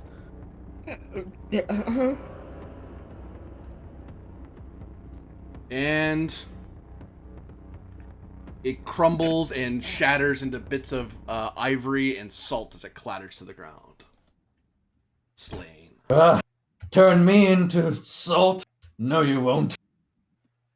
I'll coup de grace it if there's anything left of coup de grace. I don't know. I'll smack at the salt. Yeah, Spit it. crunch its head Spit. into a little, yeah. Spit. Tiberius. Ratio. Yeah. Motherfucker. Oh no. Gods, grant me favor again.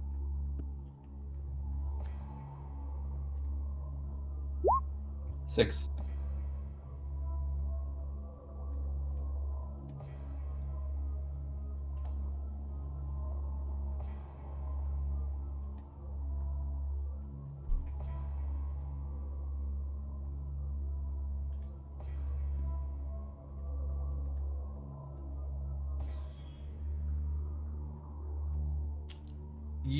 As you smash at the remains of your fallen foe, you can feel a murmur and whisper in the air, at your ears, at your nose.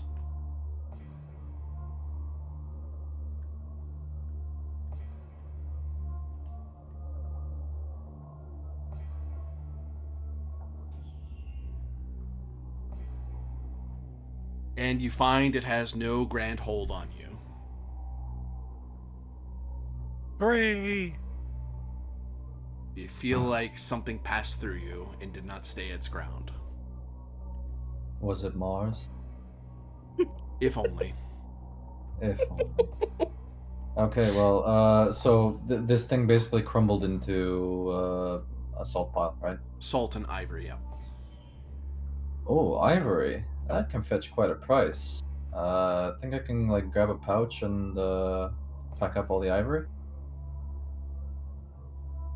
You can. Do you? Hang on, I must Carrying away consult that nasty Gorgon ivory. I must Which- consult with my priestess, Calypso. Would it be wise to gather the remains of this beast? The magic answer Yeah. that question. Yeah. I mean, I think the better question is, would it be unwise? I think the best you get is neutral. Is that a favor of the gods thing? No. Quite the opposite, it sounds like. No, like One thing the idea was for like, would it like basically fuck him on that department or on another one? But No. It's not like 11.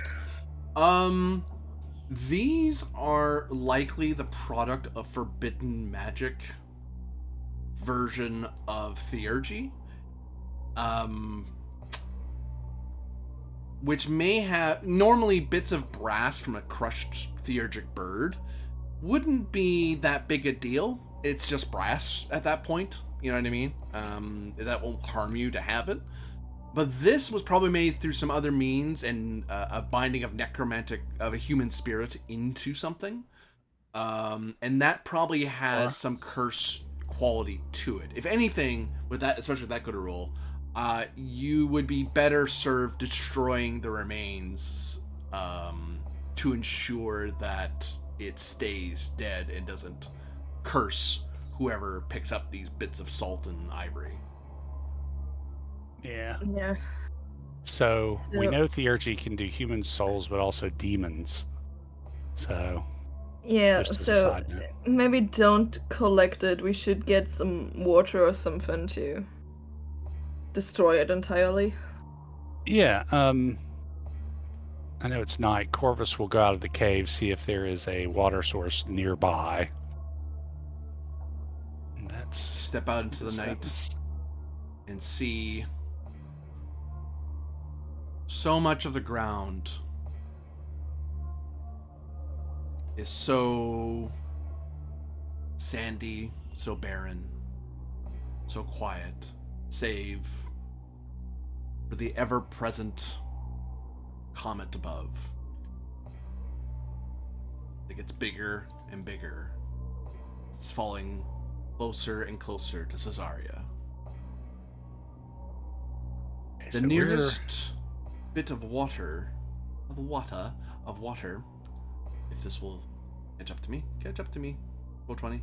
There you go. You see a bit of aqueduct rising over this way.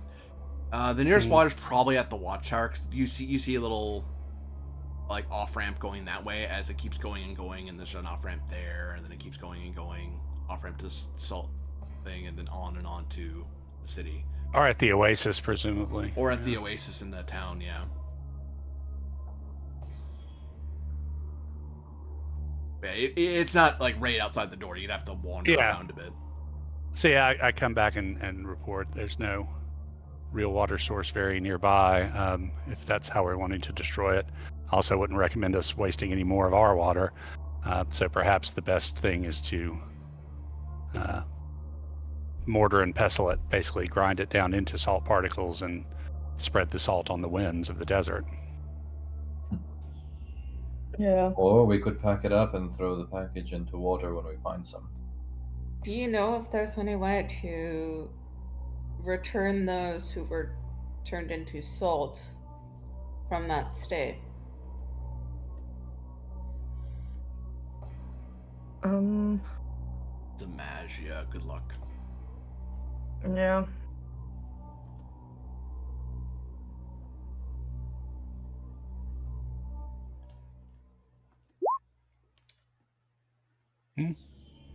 Good roll. Whatever this forbidden ritual is involved, you're not familiar enough with this particular subset of theurgic construct alchemy, as it were, to know precisely what to do. What about here? Is there anything, any notes, any sort of table, anything at all? You see statues. It's a statuary. A cave. Yeah, and I also wonder that, because it's obviously been feeding off of them too. Yeah. So I don't know. But in all honesty, that sounds a little bit mean, but they are statues. It's not like something will happen from now on, and maybe we might find a way and do it retrospectively. We solved part of our mission. We found the missing officers. But yeah, and honestly, instead of dumping it into a fresh water source, I'm not real keen on. I do kind of like the idea of just grinding it down to salt and, spreading it all over the desert. Probably nothing would happen, but we would be dumping a bunch of salt into a fresh water source. If there was a brackish pool or something to dissolve it in, I'd do that, but I don't really want to taint water supplies. Plus, we know that where there's a water spirit here, if we dumped a body in it. Fair enough. But yeah, I say we kind of camp in the mouth of the cave, enough to be out of the elements, but maybe away from the Hall of Horrors.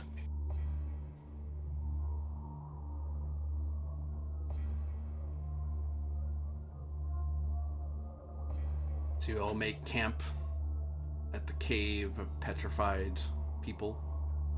Yep.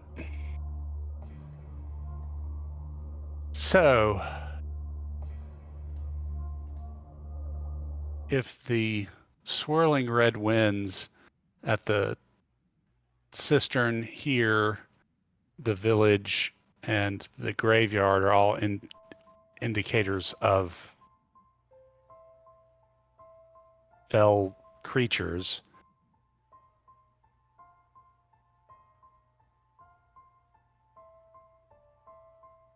But I feel like we're nibbling around the edges of the comet, and we haven't. While we're taking care of some definite threats to the Empire, I don't feel like we're approaching the core of the matter yet.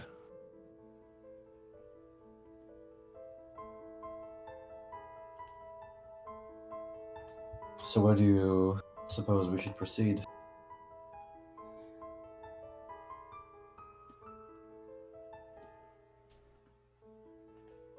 Well, it still wouldn't be a bad idea to get into the archives, I think, if we can find them. We still have to investigate what happened to Mika. Your wife was very fond of the Oasis town. She was? And we're kind of down here at that end of the map. How do you Yeah, know she, my wife? as I recall, she liked to go there. You know, we learned that last episode.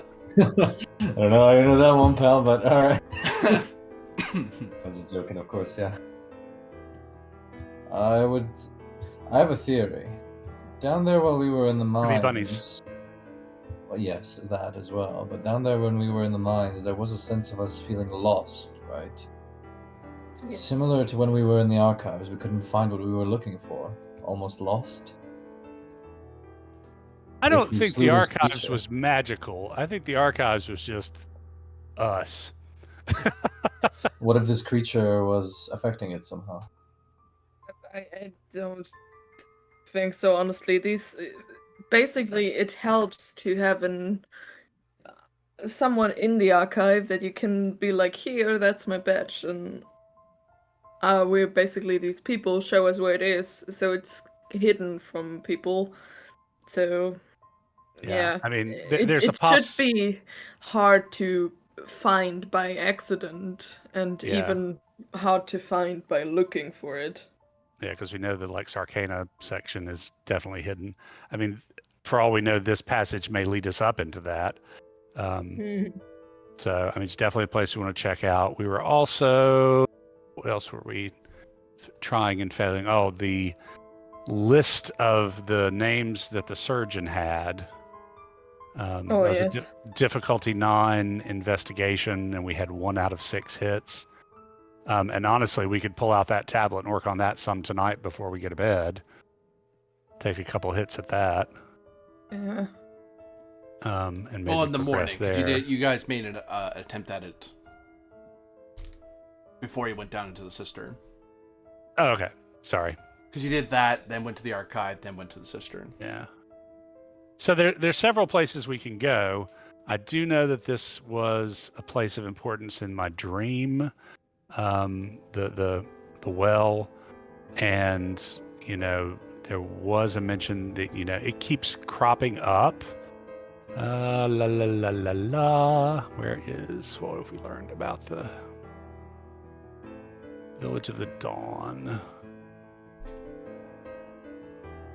Oh, how to fight ghosts.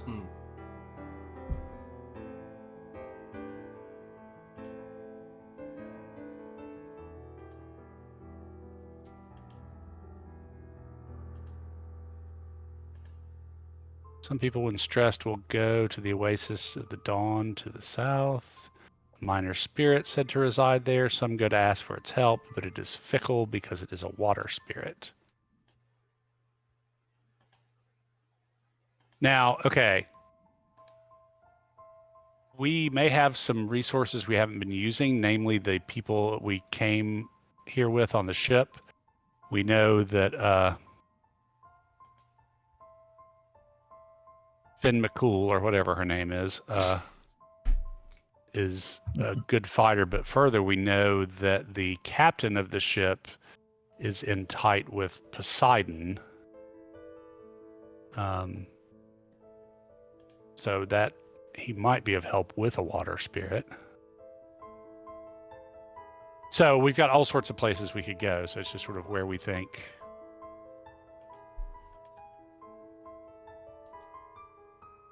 Well, how about Yes. another crack at the archives then? Yeah, and before we head out, let's go ahead and have another crack at that list of patients, since we can do that while we're having breakfast. So, in the night, I require all of you to roll for me Sensibilitas. Sensibilitas, you say? Mm-hmm.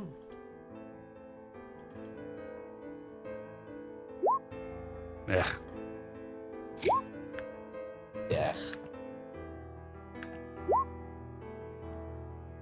Yeah. Honestly, that's almost the best I could have rolled, so.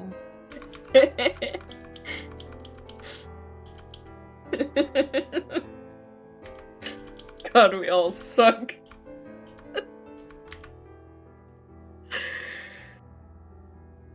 Oh, cool.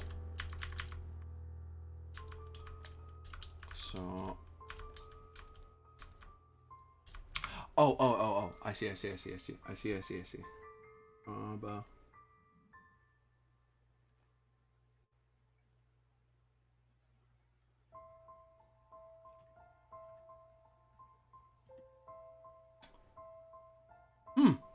Interesting. Very interesting. I now require a roll of Octurtus from all of you, because no one succeeded at the Sensibilitas roll. I'm certainly not going to succeed at Octoritas unless the gods intervene. 14. Tiberius, nearly gods intervene. Octurtus. Ah. Where is my... It's definitely some intervention of God. Might be Neptune being Yeah. like, why do you call me Poseidon, you asshole? Fair. Not awful. Tiberius. As you sleep, What's up? you feel a weight press across your torso. Like someone just rolled a wagon on top of you. You feel your breath just kind of just pushing out of you more and more and more. And you can hear the chirps of morning light. And as you open your eyes, breathless, you see what appears to be a massive crocodile covered in mirrored surfaces, laying on top of you. Its little yellow eyes kind of focus down its snout most unnaturally at you. What the hell? No one else has noticed it. You can hear them moving around saying, okay, let's get that done. I'll grab that. Can I try and get the croc off me? You can certainly try. Vigor. Mm-hmm.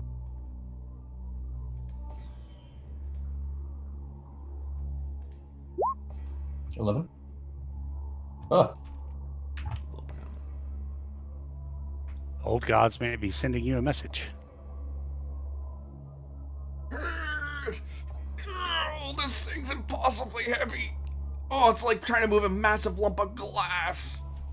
Oh, God. Nope, no, that's not moving. You find it kind of settle a bit as you push at it, and you can feel every time it moves, it's pressing more and more air out of you, and it's getting hard. It's getting hard to get a full breath in. Actually, you're not getting full breaths anymore. You're gasping. okay. Can I ask it quickly? Please, what do you want? Blinks its eyes one at a time. Okay. Give me either the Natura or the Magia. The Natura is better by 1, so it's not too bad. As you're doing your best to Beast communicate lore? with this thing. What was that? Beast lore? Yeah, funny enough.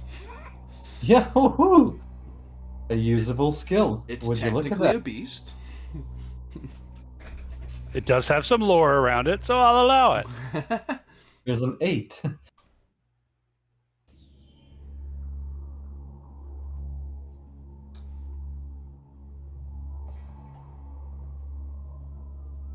You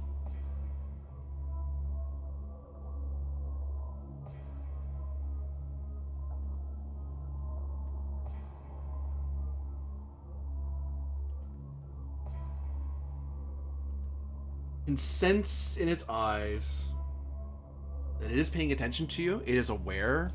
You kind of make hand gestures and you speak at it, trying to... You're not sure how intelligent this thing is, but you're trying to figure out what it wants. It seems to be interested in you, but it doesn't seem like it wants to eat you. Because if it wanted to do that, it just could have attacked you in your sleep. Because this thing snuck up on you as you were sleeping and laid on you. So it doesn't want to kill you, whatever it wants. Okay. But it is listening to you. It is paying attention. You actually, you can tell it's listening to you. Whether it understands your words or your emotions, it's not entirely clear. I don't know who you are, but I don't know what I have done to wrong you. Its mouth opens, and you can smell this sharp, metallic smell. Almost this very tinny smell. And you actually feel an irritation in your nose and in your mouth. The Natura, Beast Lore, you try to communicate with this thing. Yep. Gestures of, I'm not hostile. Why? No. I can't gesture. This thing's on top of my chest like a fucking elephant. Meh. Meh. Hello, Tokyo Zeno. Hello. What's up, people? Oh, just a Roman centurion getting crushed by a crocodile, that is made of glass and mirrors. So, a normal thing. Full of a statuary of people turned to salt. You try to ask it what it did, and you're not sure what it's breathing on you means, really.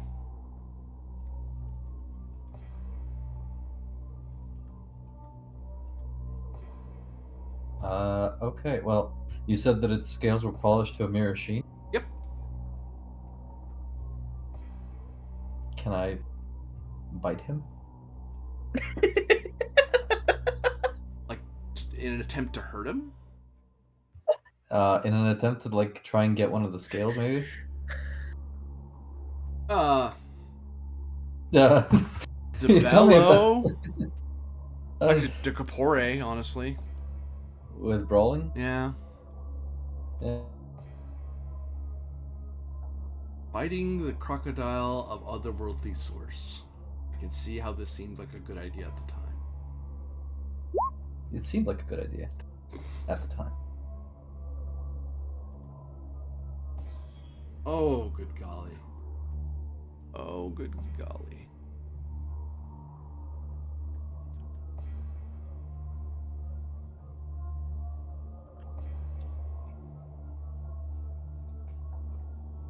Haha. You bite at it. Roll me. You just barely bit it. You get 3 damage dice. 3 times 1 is still 3. I'm getting that scale. Gods intervene. True. 5. 2 of it, you bite into it, and there is some resistance, and then you're able to rip out a bit of its mirror sheen. It doesn't really attack you. It just kind of crane. It tried to push at you in an attempt not to hurt you, but also to keep you from biting it, because it doesn't look like it enjoys being bitten. But when you rip off one of it, it just kind of growls at you, and its eyes blink one at a time as you feel this bit of scale in your teeth.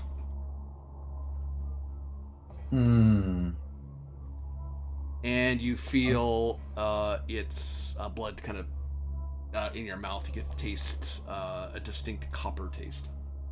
So it bleeds. And if it bleeds, we can kill it.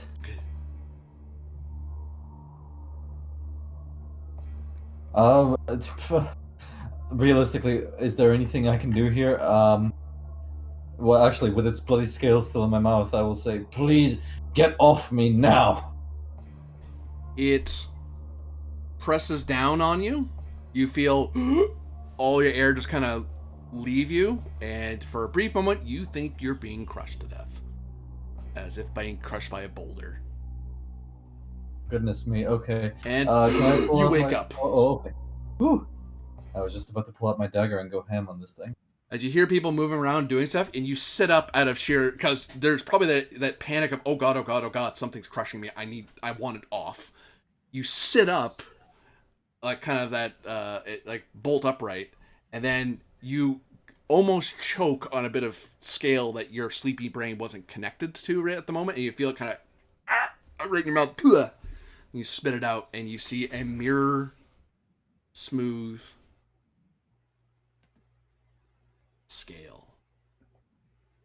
Okay, I need a team huddle, like right now. What? What's wrong, music? This one. I will lay the scale down on like a, I don't know, a blanket or something that we have. In my dream, I was being choked to death by a large crocodile with scales polished to a mirror sheen.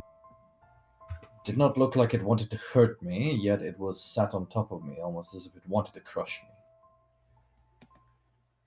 And when I bit into it, I tore off one of its scales, as you can see it here.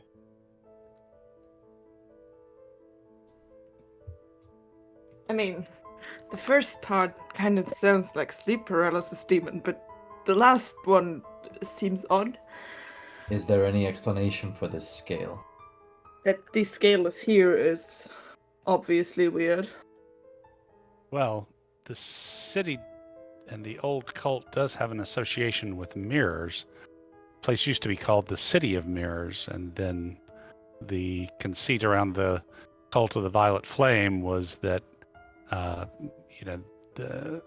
you would look into their temples would be adorned with a lot of mirrors, and you stared into the mirror until you saw the Violet Flame, at which point you become wealthy or something. So, also, crocodile, that we were just talking about a water spirit. So it sounds to me like maybe you were visited by some of the old spirits of this area. You think so? I'm just guessing from the investigations we've carried out so far. Tiberius, you may attempt a roll of Ingenium to see if you notice any details in your dream. Okay.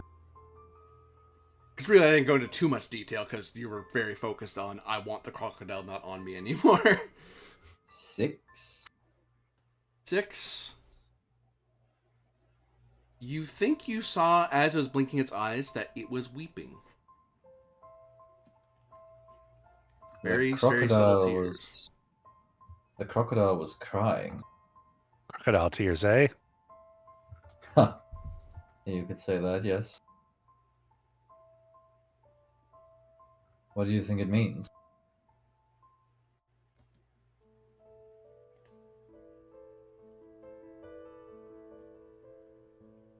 Well, we know the regular cult of the Purple Flame is tolerated. If this has something to do with that, and perhaps even with the water spirit of the City of the Dawn, or Village of the Dawn, maybe the old spirits of this place are being affected by the coming comet too. Maybe this was, I don't know, a warning and a plea for assistance. Calypso, what do you think?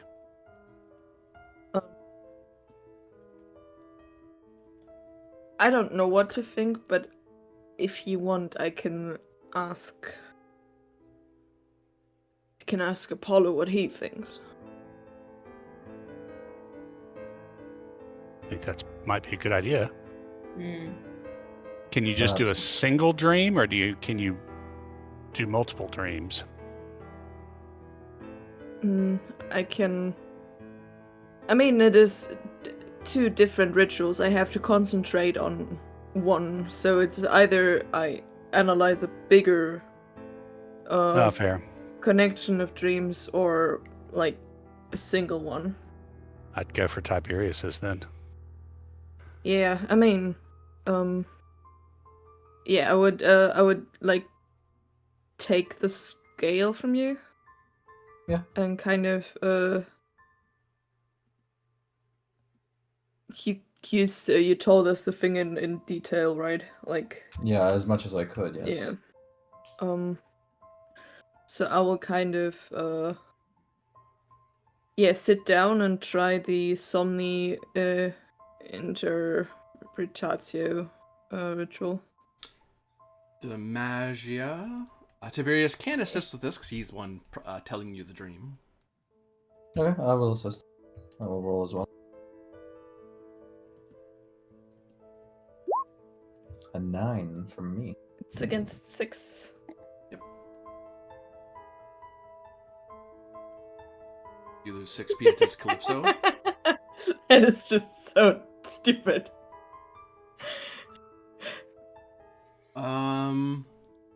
Due to Tiberius's detailed description, the two of you are able to discern, with a bit of divine intervention, that you were or have been in a place protected by spirits. And it was arresting you under suspicion of a crime. A crime most tragic and sad.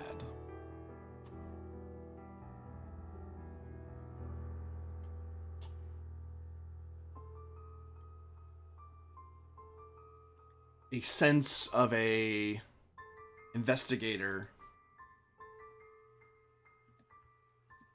desperate for answers,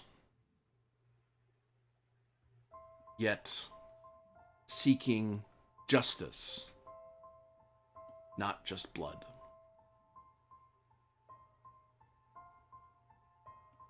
Well, who have we wronged? Surely the Gorgon was not one of his allies. It was a beast. Demon.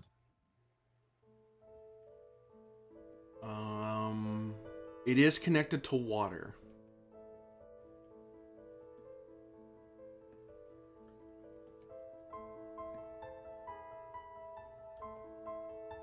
Huh. So we angered it somehow by screwing around with water when we poured the water over the beast? Is it a possibility? I rather think that it's thinking we may be responsible for something we're not responsible for. I'm thinking that's the water spirit at the Village of the Dawn. I'm thinking maybe that tells us where we need to head next. Sounds like something's going on there that we might need to sort out. I agree. I do not wish to have any more crocodiles on my chest. Horses. We left them at the mines, is that correct? Yeah. I think so. Yeah. Can we do that old video game trick where we whistle for them and they appear? If It's a we're playing video game. Fabula Ultima, sure, but this is gritty Roman ancient Right. times. It's a bunch of But- idiots whistling in the desert. Yeah. Before we get too far into the day, let's go ahead and look at the surgeons list. Might as well keep hacking away at that. Oh, sure, why not? So it's investigation correct. difficulty 9. We've got 1 of 6 hits. What type of roll for that? Investigation Decentia. Perfect. Thank you.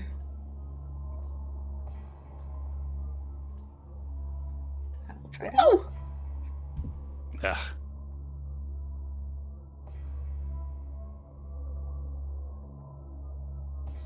There's at least one success there. Gods intervene. Gods intervene. Hey.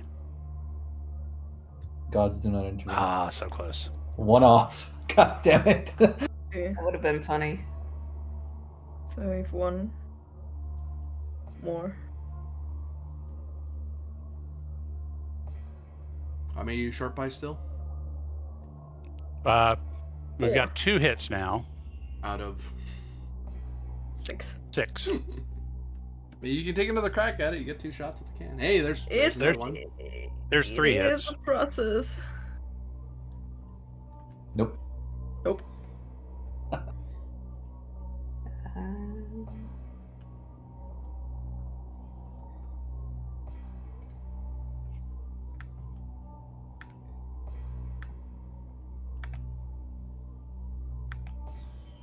Oh, God's Woo! intervene. Green.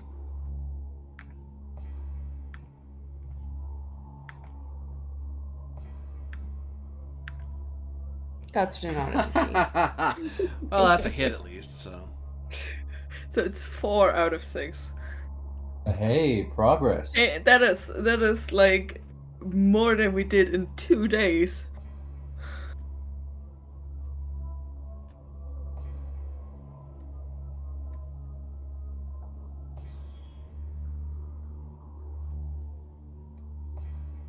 You read over the lists, you try to figure out and cross-reference what may be applicable, but you feel like you're missing something, some other connection that makes this all make sense. You almost put your tongue at it.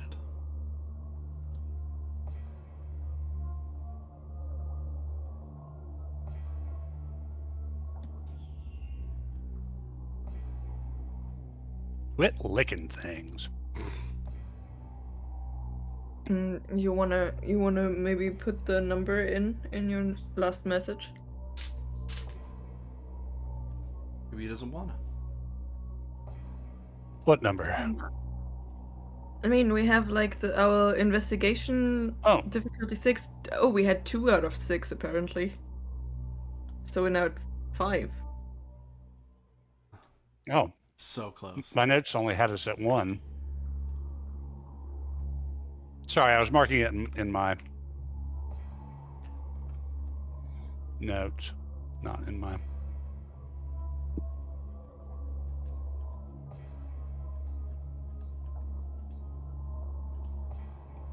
Calypso saving the day once again. From the bad Yep. note taker.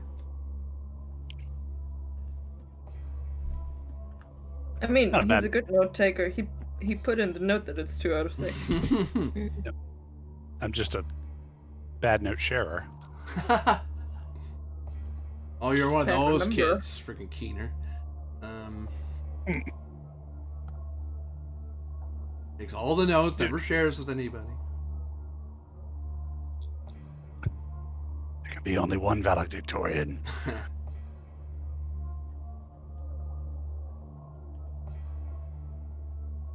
So, you spent a good chunk of the morning reading over tablets, comparing names, talking amongst yourselves, their relevance.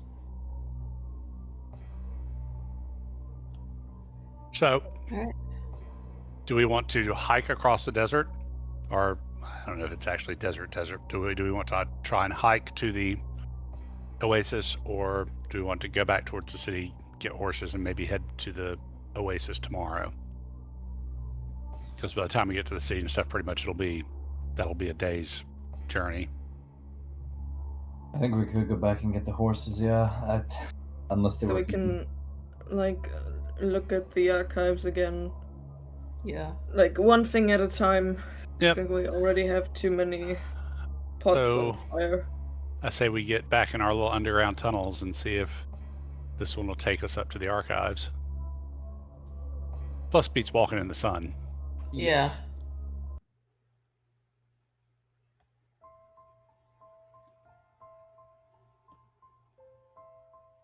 Watch us wind up in the graveyard instead, where there's another critter to fight.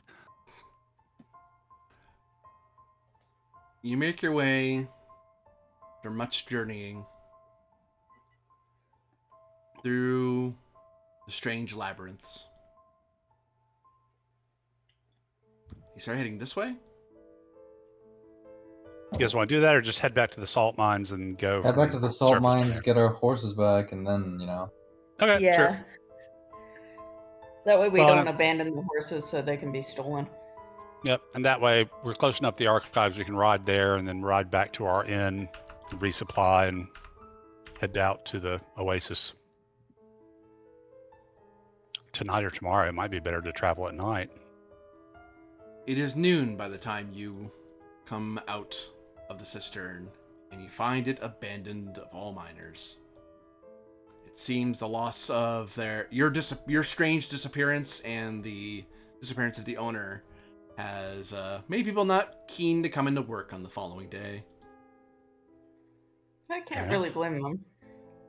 And no one thieved your horses. And your horses made do with what they could graze.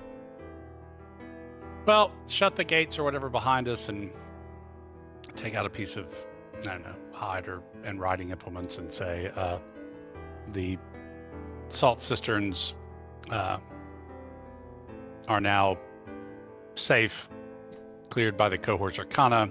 Entrance into the former owner's office is forbidden. In the name of the Emperor, Contubernium number 1343.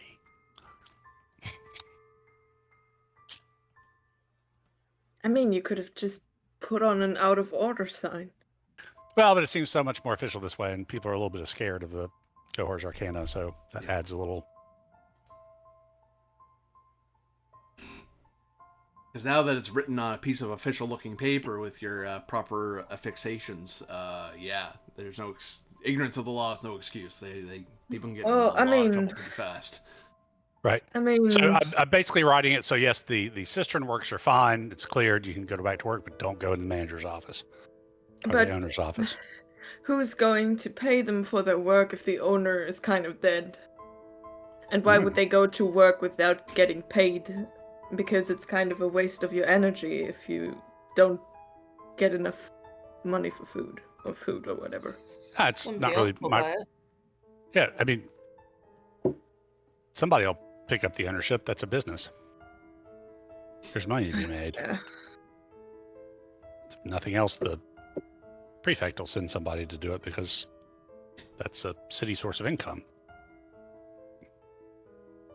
I just didn't feel like I just don't feel like tracking down some official to tell that to. If we can find the Tribune, I'll let her know. But for now, I think it's street food time. While we are up in this area of town, though, do we want to check out the murder of Mika? We could, but what could we possibly do here? Well, I think Has her corpse been recovered? Yeah, I think it was like found strung up or something. That's the thing. I want to find out more information about it because I'm pretty sure Miki's death is kind of on us because of we've been talking to her and all that. I suppose we owe her that much at least, right? Yeah. Plus, at the market, we can probably get food since it's lunchtime and supplies for the journey ahead.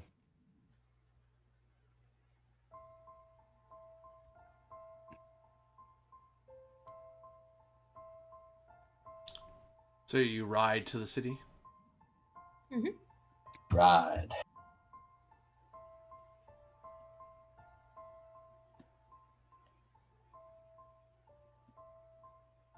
As you're heading to the city, you notice a congregation of the Tribune Varinus troops at the forum. Yeah, head over that way.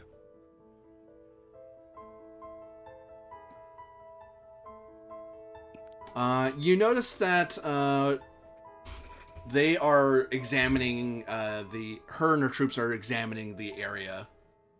And given the pattern that they're searching, they're kind of investigating the same thing you talked about a day or so ago, looking into the strange scuffle and what evidence is laid behind. The Tribune Verena kind of looks over at you and directs the men to continue searching and strides over to the group. Salve, Tribune. Salve. Custode. What brings you to the forum? We saw you and your men. We have to report that the salt cisterns and works have been abandoned by the workers for the day. Well enough, the owner turned out to be Cohor's business. Some sort of creature. Some product of forbidden rituals. Oh. We have dealt with it, but I'm sure the prefect will not want, and the city will want the income to resume. So the salt works themselves should be fine at this point. However, we have left notice that the former owner's offices are not to be entered until we can seal them off properly. All right. I'll direct some of the Legion to manage the administration of the mine for now until the prefect can figure out exactly how he wants this to be handled. We can't have that. We can't have the cistern come to a complete halt. Understood. What are you investigating? The scuffle that took place here? It looks like quite a few people were gathered together and then suddenly assaulted. As if they're riding away from the city, but that's a lot of noise and a lot of horses for no one to have seen anything. And no one we've talked to remembers any such incident. Ever since the shutdown the prefect put in, the forum hasn't seen much work. I thought of doing some sort of announcement, but there's not much to announce until your investigation is more far along. There's nothing for us to tell the people. And no one's really keen to come out here after the sightings of that meteor. Even I saw it last night.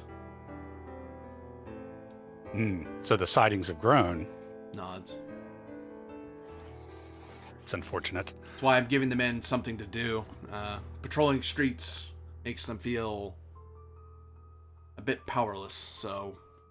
Not to step on your investigative writ, but...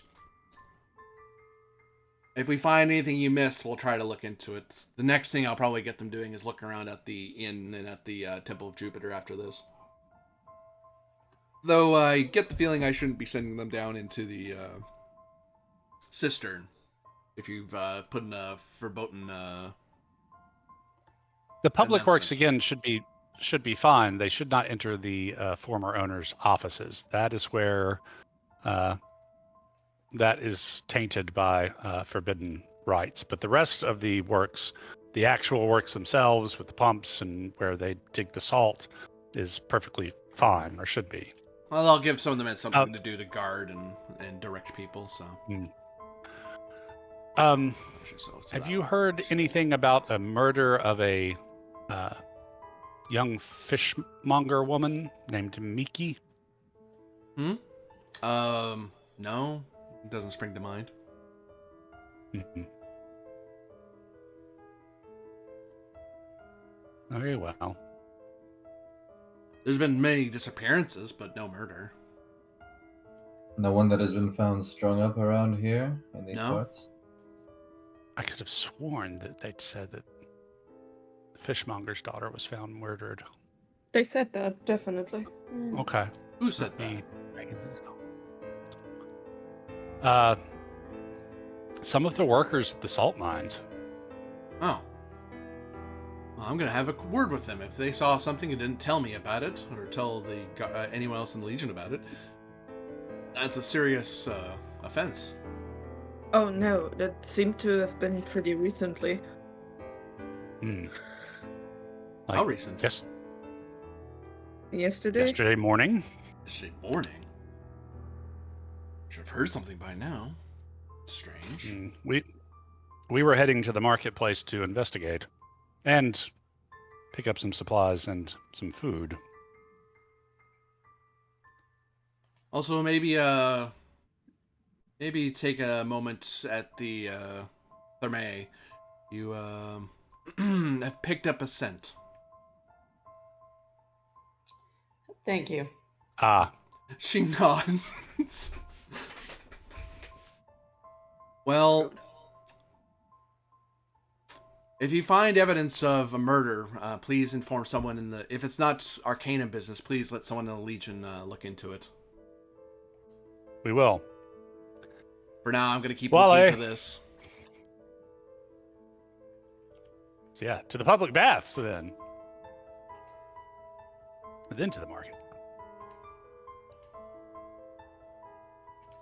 Group of you get into the city and easily find some public baths to attend to. It is a major city after all, so there'll be more than one of them. And you find yourselves in company most quiet and uneasy. People make their best to be social, make their best to try to live their days as they normally would, but there's a obvious pall over things. People aren't talking about the comet, but it's plain in people's faces that they've seen something they never thought they'd see, and what was once easily dismissed as a strange omen by few, now that more and more are seeing it, that omen is not coming off quite so offhand anymore. It seems far more dire. And as people know that you are the Lex Arcana, a lot of people do look to the four of you. But they don't ask you anything, but there's that obvious look of, why aren't they doing something? What are they doing here at the bath? Why haven't they fixed it?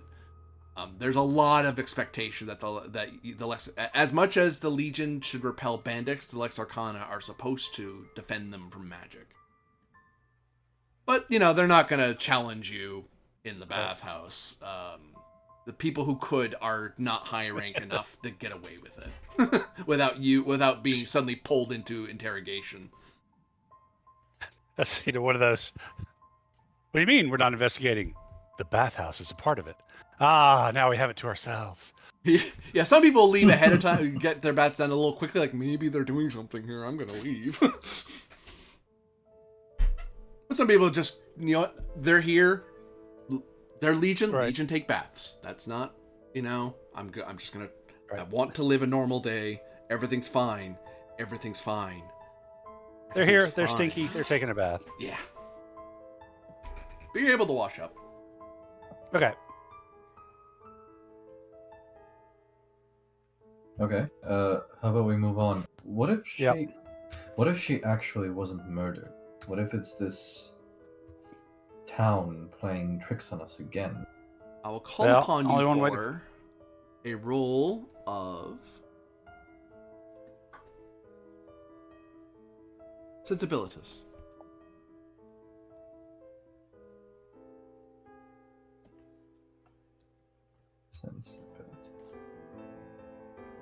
Is that for everybody? Yeah. Some of you have lower difficulty for this check than others.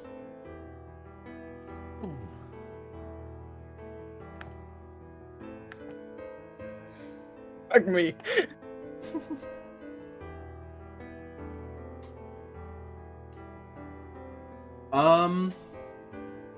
In the men's side of things, Tiberius and Corvus, you don't notice much out of the ordinary. You get the sense that some of the guys aren't roughhousing nearly as much as they might. You know what I mean? That sometimes the bathhouse is a place to relax and be a bit social. Maybe play a dice game or something. You know, maybe not dice, but something to pass time. And people just aren't. Right. They're going through the motions, but they're not really. Their heart's not in it. Which, you know what, you're stinky, you feel gross, you're kind of more focused on washing up, you're not really in investigation mode right now. But Yulia and Calypso, something kind of strikes the pair of you. Like, you kind of have the same thing as Tiberius and Corvus, where you're kind of focused on washing up, cleaning your hair, just relaxing. You haven't had a bath in over a day, and that's kind of not a fun feeling for either of you. But you notice there's a distinct lack of the wealthy here. I mean, sure, Yulia is the only patrician in the room, but there's none of the rich folk here. Which, I mean, rich folk and poor folk do bathe together. Maybe not the really poor, but there is a mingling of classes. But yeah, the most well-to-do person in the room, the only well-to-do person in the room, other than Calypso, who, by virtue of being Lex Arcana, gets a bit of a buff in status. Yulia, you're the only rich person in the room. And that's weird. It's middle of the day. This is a perfect time. This is where all the people... morning, sometimes people don't go. But noon is popular. People love bathing at noontime. Because you can have your lunch, have a bath, chat with your friends, get back to work, Hell, you probably did it as when you grew up as a teen, talking with your friends about stuff. It's a thing to do. And there's nobody here. No one's socializing. They didn't even come to the bathhouse. I mean, rich folk do have their own bathhouse, but that's kind of, it's it's kind of antisocial to bathe at home if you really don't have to.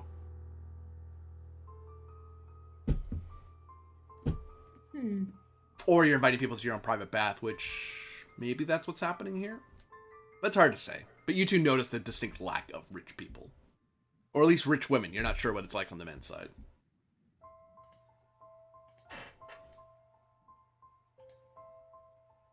Yeah, you're able to gather up once more. I notice it because suddenly I don't feel underdressed. And that's weird. Because there's the really rich ladies over there, then there's there's my people, I'm going to talk with them over there.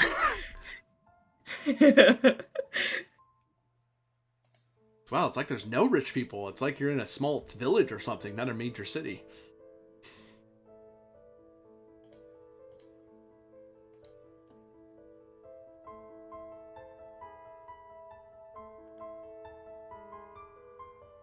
Yeah, the four of you are able to reconvene outside the bathhouse. Fresh and refreshed.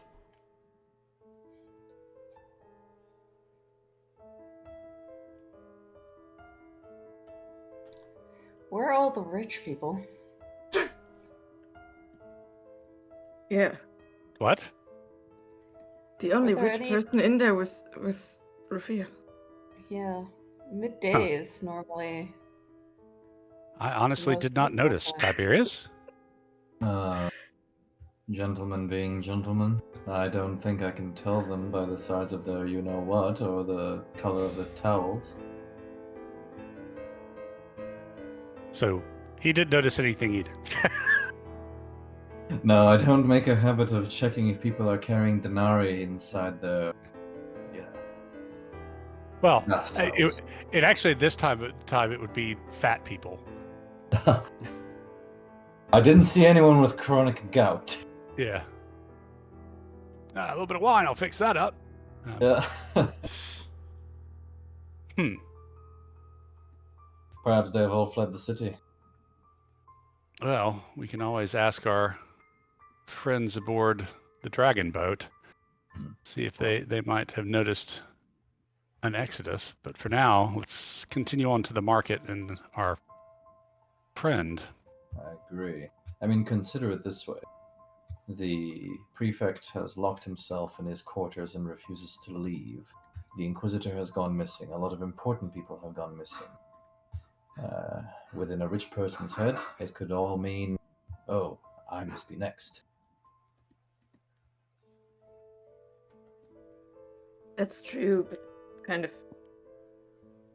Yeah, I mean, maybe it's just the stress of it all. Like, If you're looking for logic and reason within those who have much money, as a former Praetorian guard, I can tell you there is none. No offense, Miss Rufina.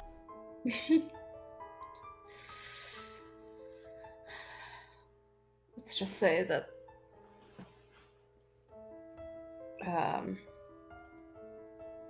folly knows no class. Right you are. Folly's like school on Sunday. No class.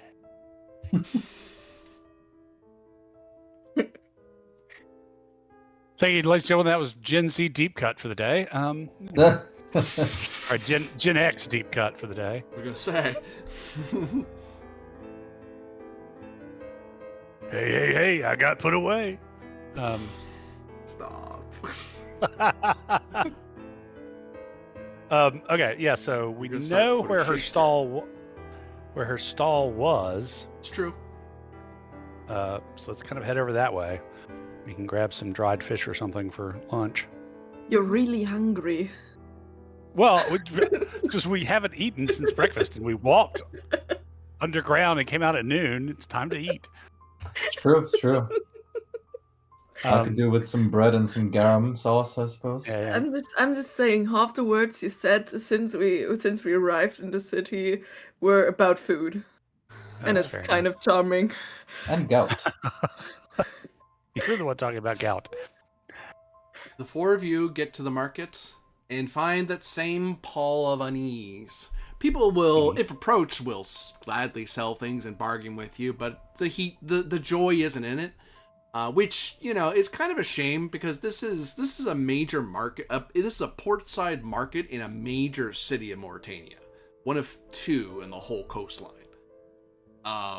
This is the place to shop if you were going to do anything.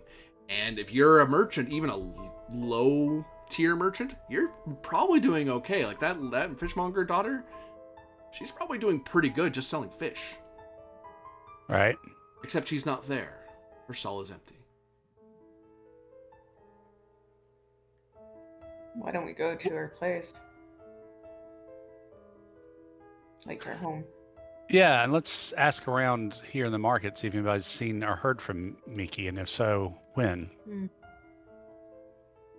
Which do you do first? Ask around, probably. Yeah. Particularly like the stalls that are right around hers. The society. The diff's pretty low, but you could biff the roll, so. Yeah, I would definitely biff the roll, so I'm going to stand back and look Let the face handle it. calm. Does command apply? Since I'm trying to get people to tell me what they know. Tell me what you know in the name of the law. Oh, okay. You could do that, yeah. Sure. Let's do it. Patricia just lording around her power at the plebs.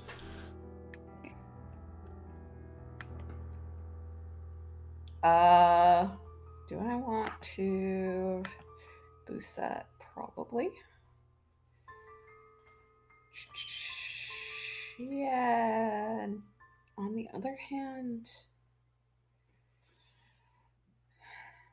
but we do need. Fine. I will spend Mercury Negotiator and roll the same dice one more time. Very good.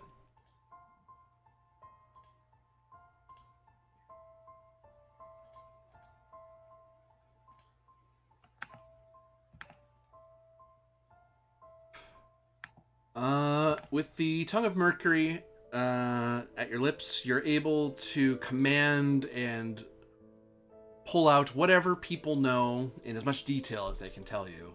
That is to say, people don't know who you're talking about. But as you ask questions and you probe further, you start realizing, well, forget the person. What about the stall? What about who runs that stall over there? And it's a lot of, that's all. Well, and then there's a lot of, somebody does run that stall.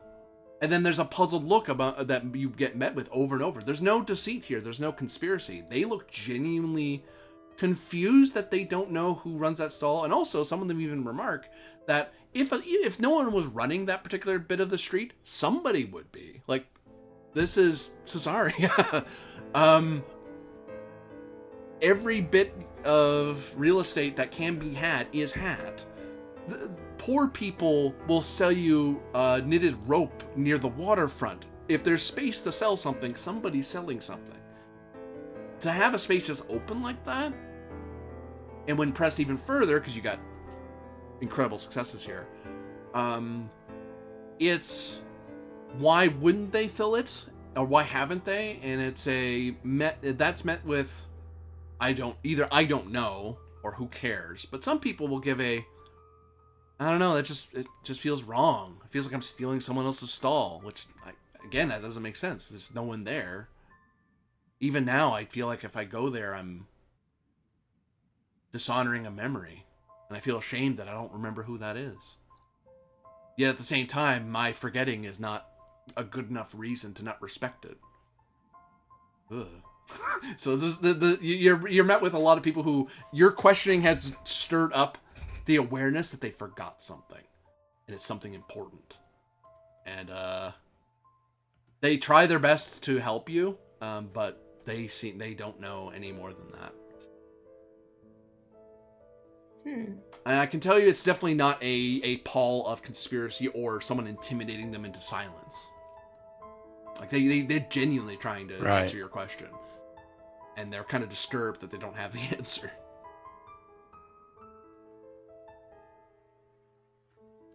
Interesting. So more of the mysterious memory lapses. Mm-hmm. Tiberius, what's your wife's name?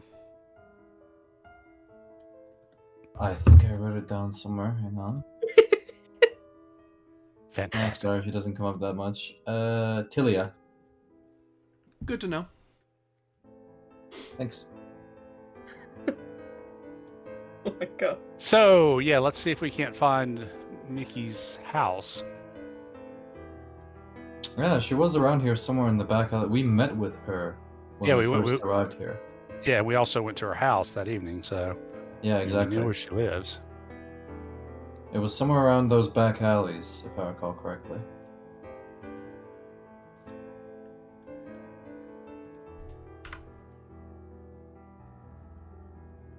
So you make your way into the back alleys? Yeah, sure. And now we hear your money or your life. You see Wrong group. the door. Yeah, really. You see a door, especially since you're all in war gear, unless you guys have dressed down. Nope. I've not, anyway. What? We've already encountered a bunch of. Oh, like, no, I'm with you. So... I'm with you. You guys are finally catching up with me. So yeah, any pickpockets see legionnaires marching down the road. You know what? You want to pickpocket somebody? Maybe don't pickpocket people who can just kill you on a whim. It would be like that situation from Avatar: The Last Airbender. Yeah. You spy a hooded figure step into the household. Oh, let's Where go she used to investigate. be. Yeah, Quickly. let's go investigate. Yeah. You try to sneak up on the figure as they walk in, or you just barge in after them? You know I ain't the sneaky type. You barge in, you see the hooded figure turn, and then starts moving away from you. Looks like they're about Halt. to run. Give me. Who are you? Give me DeBello, sir. What? Okay, am I rolling with my weapon or something else? You're What's intimidating DeBello? somebody, basically. You're doing the Legionnaire standard of halt, with the unspoken halt, or I'm gonna hit you. Right. I'm gonna hit you with a 10. Yeah, that makes them stop. Tiberius? Who are you?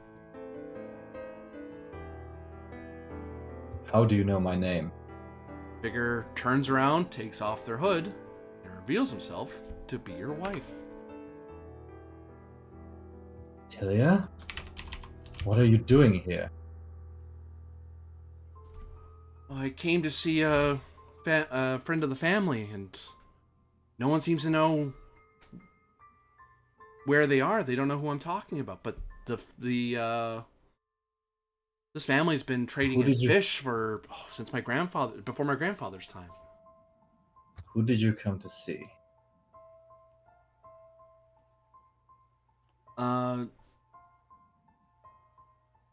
It's wait, what? How do I not remember his name? His? Yes, the patriarch. Our fathers knew each other, and how do I not know his name? Did he have children? Yes, he had a daughter. She got wedded to someone in the Lex Arcana. And she gestures at Tiberius. That's how that's how it kind of bonded that way. Well, I was hoping to bond with her anyway. I heard her husband went missing recently. And did Mickey ever mention that her father was here? I don't think she did, right? She lived alone here. I mean, she was the one we talked to, but we came kind of late, and it was never mentioned. I mean, she was like a fishmonger's daughter. Yeah, but this is not like a multiple room place, right? This is a one room place. She was married. She was married, right? But she didn't she's have a her father here with her. Is whoever or whatever is in front of us really honest and Tiberius's wife? That's a good one. Yeah, well, and again, we're running into that she was married, Marcus is missing versus the other priestess lady who she was married to Marcus, who is dead because she buried him.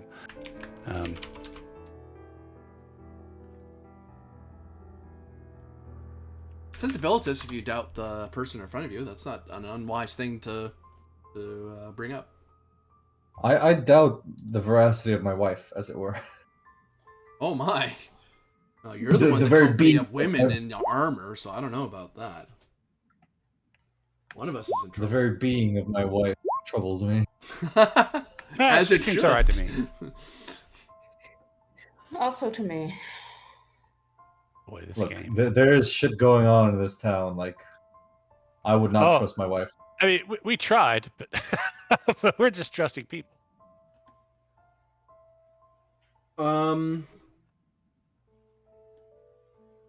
Yulia and Corvus, there is a sense of unease about this person that something's off. You're not getting a whole picture here. This seems too convenient for her to be here during an investigation. In the case of Tiberius and Calypso, however, in Calypso's eyes, you've never met this woman before, but you've heard Tiberius talk about her, and she seems right. You've been around rich people before at the Scalara. She's a semi-wealthy person. She's not a patrician, but she's married. She was married to a Praetorian. She was doing pretty good. And I presume, Tiberius, that she came somewhat all right. Yeah. So it's like she's acting as appropriate for someone of her station, especially, and she has that air of someone who's slumming it a bit. Like, she knows she's in an area that's below her station a bit. But so does that makes sense? Because if someone was too comfortable, that wouldn't, like, Yulia looks uncomfortable in places like this. No kidding, she didn't grow up in places like this. So of course she feels uneasy, finds rooms a little too small, that sort of thing. She's polite enough not to point out that things smell funny, but there's still that look of, ugh, what's that smell? No, I'm not going to say it out loud. That's not polite. So she's acting like someone who's of her station. It makes sense the way she's acting. To Tiberius, you know your wife better than anybody, so difficulty's way lower for you. She is definitely uneasy, and disturbed. But you get the feeling that she's kind of clued in that she may have stepped into Lex Arcana business and she didn't mean to. And there's that dawning look of, oh crap, you're all in war gear and I'm here. This doesn't look good sort of look. Like, oh no, I think I might be in trouble, dear. Okay, well, my shoulders will somewhat visibly relax, but I will approach her. Mine do not. I will like gently embrace her and just ask her really quickly. I know that this may seem strange, but I need you to answer one question. When we first met, where did you find me? And where was that, Tiberius? For the GM's At edification. the at the pools. Oh, okay, I had it right. Yeah, she tells you straight. Yeah, at the pools. We were. Oh yeah, we played that scene out. Doy, I'm smart. Oh yeah, you came to me while I was singing by the Oasis of the Dawn. I told you she liked that place. I'll turn back to her and just kind of nod and say she's all right. Do you care to I'm sorry. introduce me, Tiberius? Especially with the ladies in question? She gives you a pointed look. Where are my manners? This is my brother-in-arms, Corvus. And these are my sister-in-arms, Julia Rufina, a patrician of Rome, and Calypso, a priestess. I will incline my Salve. head towards her politely. All of them have saved my life on multiple occasions. Treat them as you would family. So you're really his wife? Why? Yes, I am. Gives you a steady look. Steps forward a little bit. Folds her arms. You were coming here then to speak with the patriarch of this family, but we are trying to locate his daughter. She is gone. And Yeah, she wasn't at the stall. and no one remembers her, or even who would run that stall. But you seem to remember her. When did you arrive here? Just this morning. Perhaps. And did anything, forgive me, ma'am, spark the decision to come to visit this family at this time? Did something happen to make you go, this is a good time to do this? Oh, let me think. Not that I can recall. I just it felt like coming, I suppose. Got on the first ship out and sailed over. Benefits of my darling husband here, I can afford to go on random journeys like this. GM, I don't know if it's a faux pas, but we live in the Mount Atlas area, so she didn't take a ship, that's for damn sure. You know she would have, if she actually that should strike you as strange. Why did she come by ship? Why did you come by ship? Oh, I stopped by Rome. I wanted to tell you the good news. I'm actually able to invest in some land here in Caesarea. So I might be going up. That's part of why I wanted to come down here. I hadn't finalized it yet, but I was hoping to tell you about it. And then, well, since I didn't see you in Rome and you were off on assignment and they couldn't tell me where you went, so I decided to come back here. Try to work out the details. What a stroke of luck that the gods have seen fit to bring us together again. Whose ship did you come by? Oh, the Flight of Fancy. Winery ship. Is that our ship? No. Yeah, is that our ship?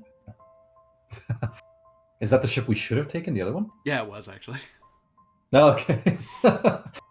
Yes, I'm familiar with them. I did not realize they made port at the ports near Rome. Did you happen to see the comet last night? Comment. Oh. Okay. I was below deck sleeping. I didn't really see anything during the night. Plus, I don't like being on the waves for very long. I never really liked sailing much. What exactly was your plan when you found the patriarch of this family? No, I was gonna catch up with him a bit, tell him the good news that we're pulling into business together, and work out exactly the costs. I mean, I have a good idea of how much it all would be, and I don't know.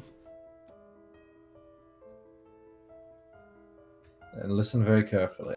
What can you tell us about the village to the south? The Village of the Dawn, my home village that you've been to, Tiberius. Told you she liked it. Memories are escaping us the further we are here. Please humor me at least this once.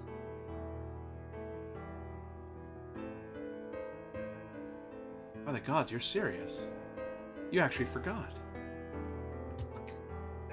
You notice there's not anger on her face, it's shock. Like, it's obvious to her you would never forget such a thing, and she's cluing in how serious the situation's getting. Whatever is going on here is far beyond anyone's understanding. Okay. Sorry, what was the question? What can you tell us about your village? Pre-Roman, they used to worship the sun and stars. I mean, you know me, I was singing to the silver eye in the pool, trying to evoke the light of the spirits. I mean, I follow the Roman gods, of course. She motions to everyone else, but tolerated traditions are a thing that I try to, even as a young woman, I tried to uphold. It's just what one did for the village to foresee danger.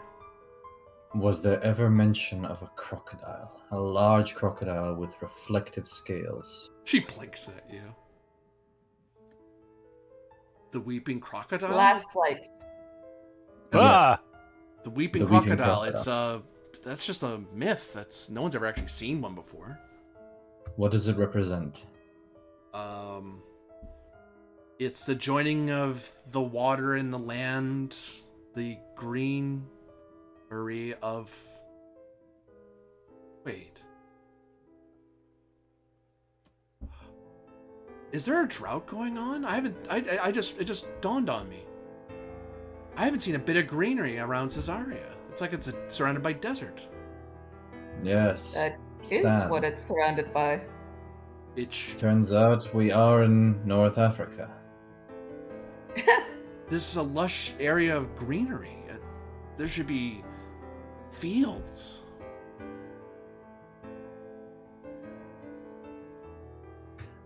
Quick interjection. Wasn't this place salted to hell and back, or was that further east? Oh, you're thinking about, yeah. I'm thinking about Carthage, So- okay. Yeah, You're thinking of Carthage.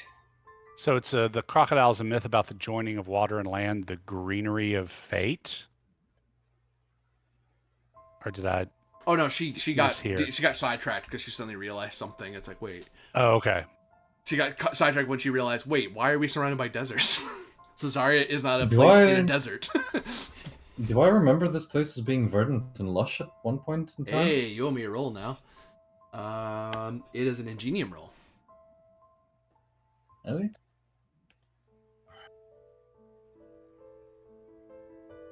Six. Now that Tilia's brought it up, yeah. I mean, it's not like the rolling hills of greenery in Italia, but there's a reason why Caesarea is as big a city as it is.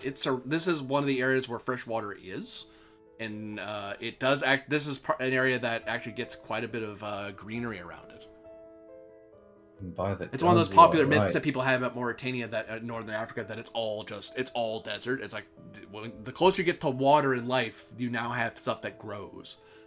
Some stuff is desert and blasted, but this area actually has a bit of greenery around it. It's actually quite a pretty place, normally. It shouldn't look like a wasteland like it does now. Like, the city looks proper, but the place around the city looks wrong. Like, as if, as Okay. Tilia suggested, as if it were in a drought, but like a drought of 50 years or 100 years. Like, it's the ground's too left to waste. You are right. There was greenery here once. By the gods, I now just only remember it. It's like I haven't seen it in ages.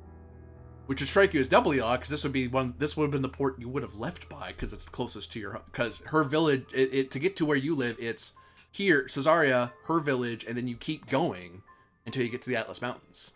Like, there's a route there. So you've come by this way multiple times. There perhaps is a drought going on. So what does that tell us? Well, wait. If this is what so many people think all of North Africa looks like, is it possible that not only are memories being taken, but other visions imposed?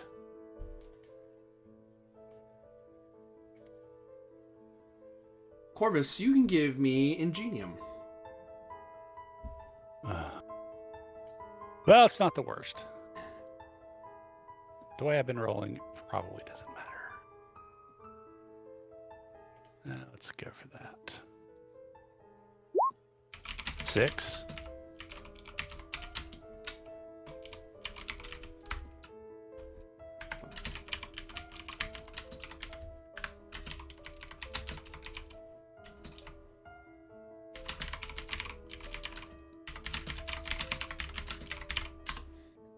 Six tells you you've seen transformation of the land before.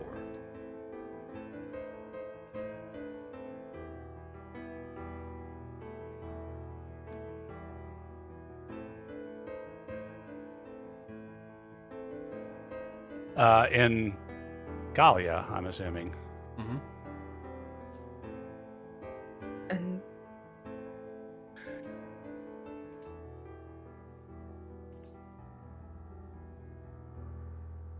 Yeah, this is very similar to what's happening in Gallia, and I'm sure. I think it's connected because when we did the map in the old temple, we saw the black line heading towards Mauritania. yes. And also, still not sure if whatever prophecies from that valley were applicable for more than that, but it was talking an awful lot about sand. Yeah. Mm-hmm. Okay, you guys refresh me on that. So, you listen to the druid. I don't know what the druid said. It's pinned. But from the dreams that we had later, I turned the pages of broken lore, words that warned us once before, pages of yet knowledge fades like dust in hand, very deep beneath the sand. Like we're forgetting shit and everything turns to sand, kind of, so... Buried in the deep earth.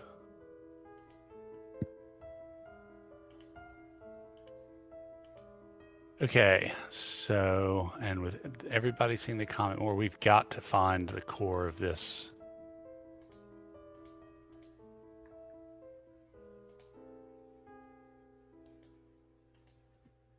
So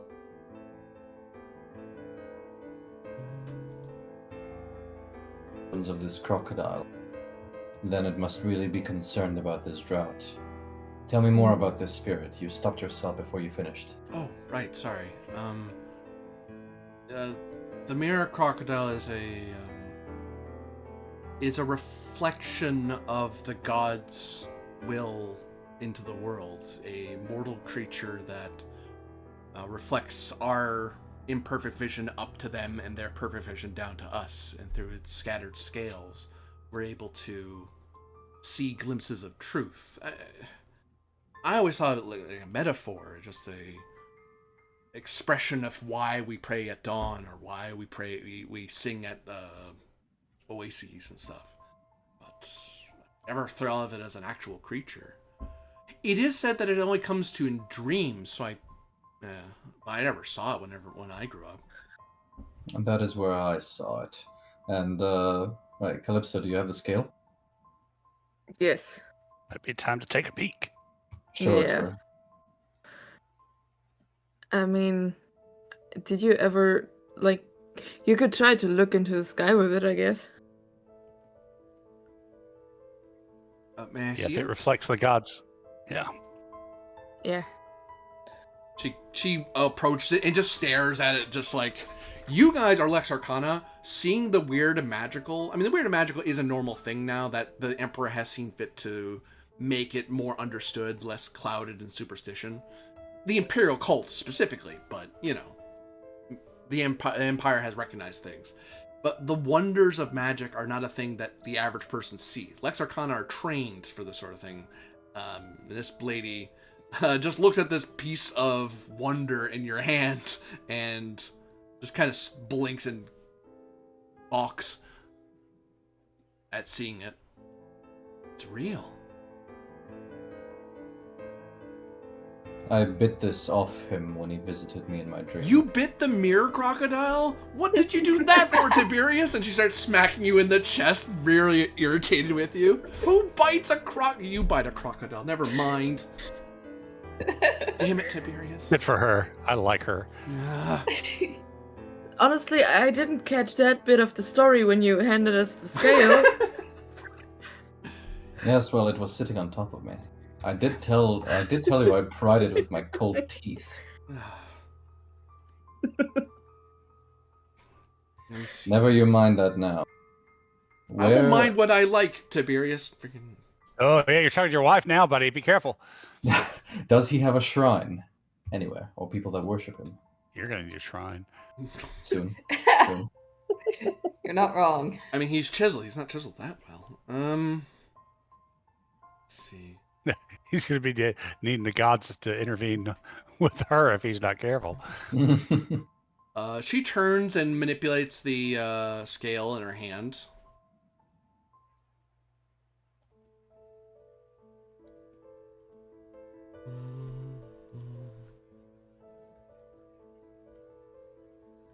Opened books of broken lore. What? Wisdom What? fades like sand through hand. Buried in. Huh? What? She looks around as you all start starting at it, like, huh? What's wrong? What were you Where did singing? that song come from? It's an old song. I sing it sometimes. I mean, Tiberius heard me sing it. Gods, when we first met, actually. Yes, a long, long time ago. It's a refrain to be careful of letting knowledge be trapped in pages alone. In the village, most of the things we learn are oral traditions. You sing them and remember them that way. People don't trust the written word in the village all that much. What do they trust? Song. Sung in the middle of the night to a shining moon, to glistening water, as if the stars or the gods themselves will hear us and maybe protect us. We heard that same verse in Gallia. Really? Oh, I suppose it's an old song. Mm. Maybe it's just It's carried this- over. I don't know. In our case, it was sung by someone from Britannia. You jest. Surely a Britannian wouldn't know a Mauritanian song.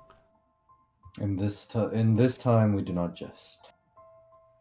Okay, that's not strange or anything. Well, and I dreamed of another iteration of that line, but not really a song that I would know.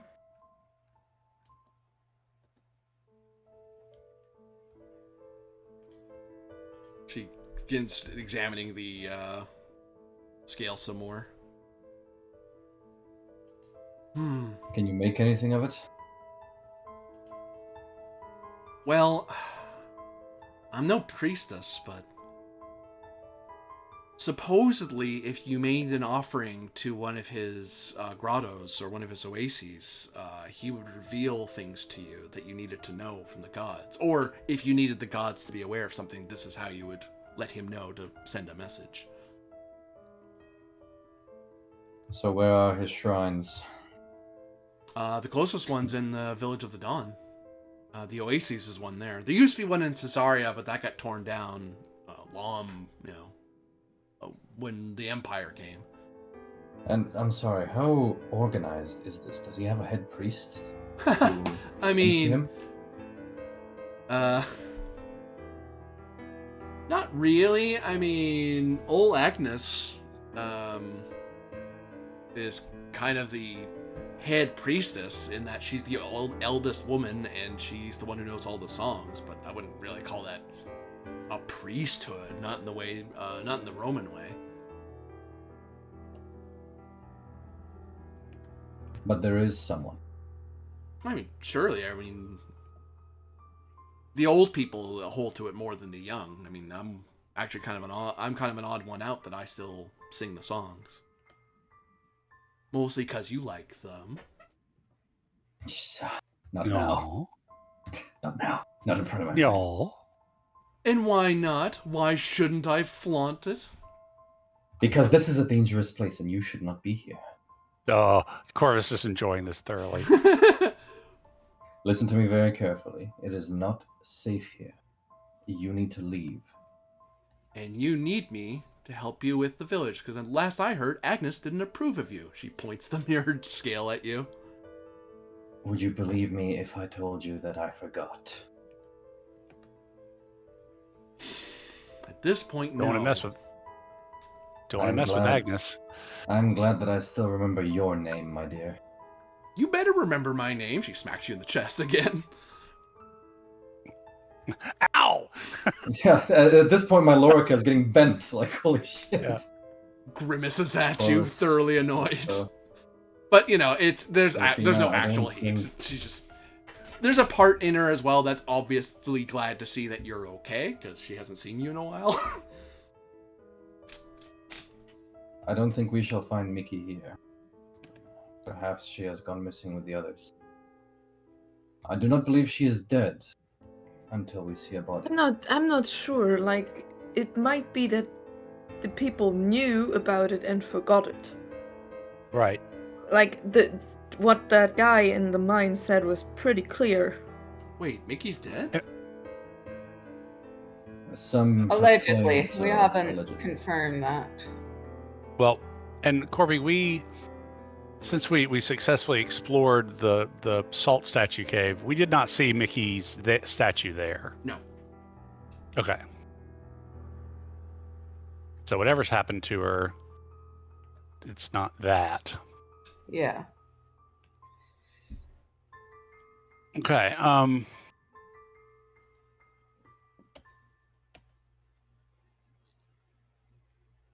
So yeah, I think we're still in the same plan. We swing by the archives, see if we can find it, what we can learn there, if anything, and then we head for the Oasis either overnight or next day, whichever's going to be easier to travel in this climate. I agree. Now, we should be wary. Our patrons may not appreciate us asking the assistance of old gods. We will not be doing the asking. She is.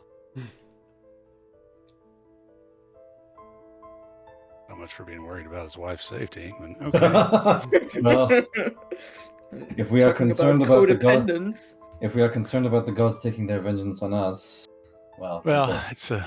Can I have that scale again? Oh, certainly. Here you go. Yeah. Um, I would like to try two things. Maybe for the fun of it, maybe. I would like to look at the sun through the mirror, basically. Okay. Is this normal? Demagia. Could have just said yes. So something happens. How you react. Okay, interpretation of omens, imperial cults, favor of the gods, clairvoyance. You could actually do the interpretation of omens. Oh no, that was just because those are my specialties. You can take that specialty and not use the actual ritual, but you get the feeling that ritual could be done this way. Yeah, I would notice it for later because even my pool of God-given power runs out at some point.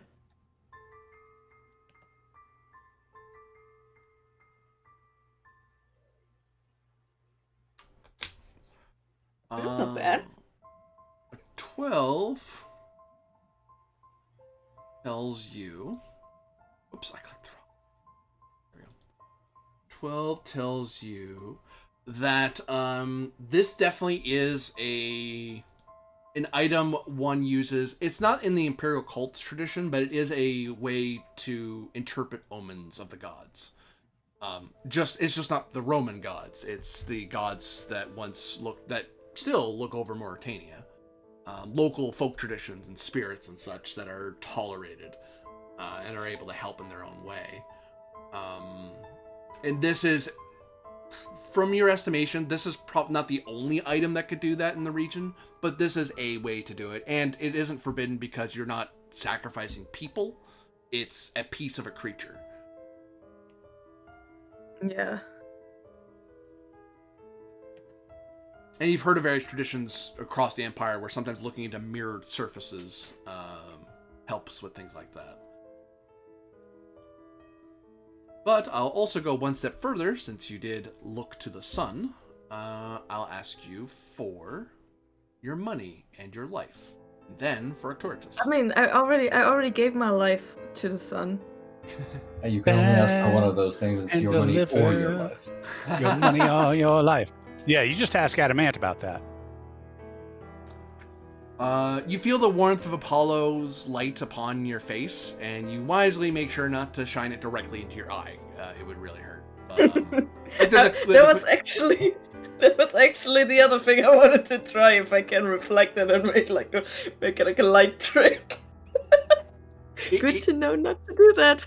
Oh yeah, it's actually pretty intense. Like you feel all, the reflection hitting your cheek. It's actually pretty intense. It's like you get the feeling that would probably hurt if you actually shone in your eye. So it's super reflective. Actually, I will say, especially in this time period, that is exceptionally reflective. This is the era of like polished bronze. Glass mirrors aren't really a thing yet. That is awesome. Well, silver-backed glass mirrors, I should say. That is just beautiful.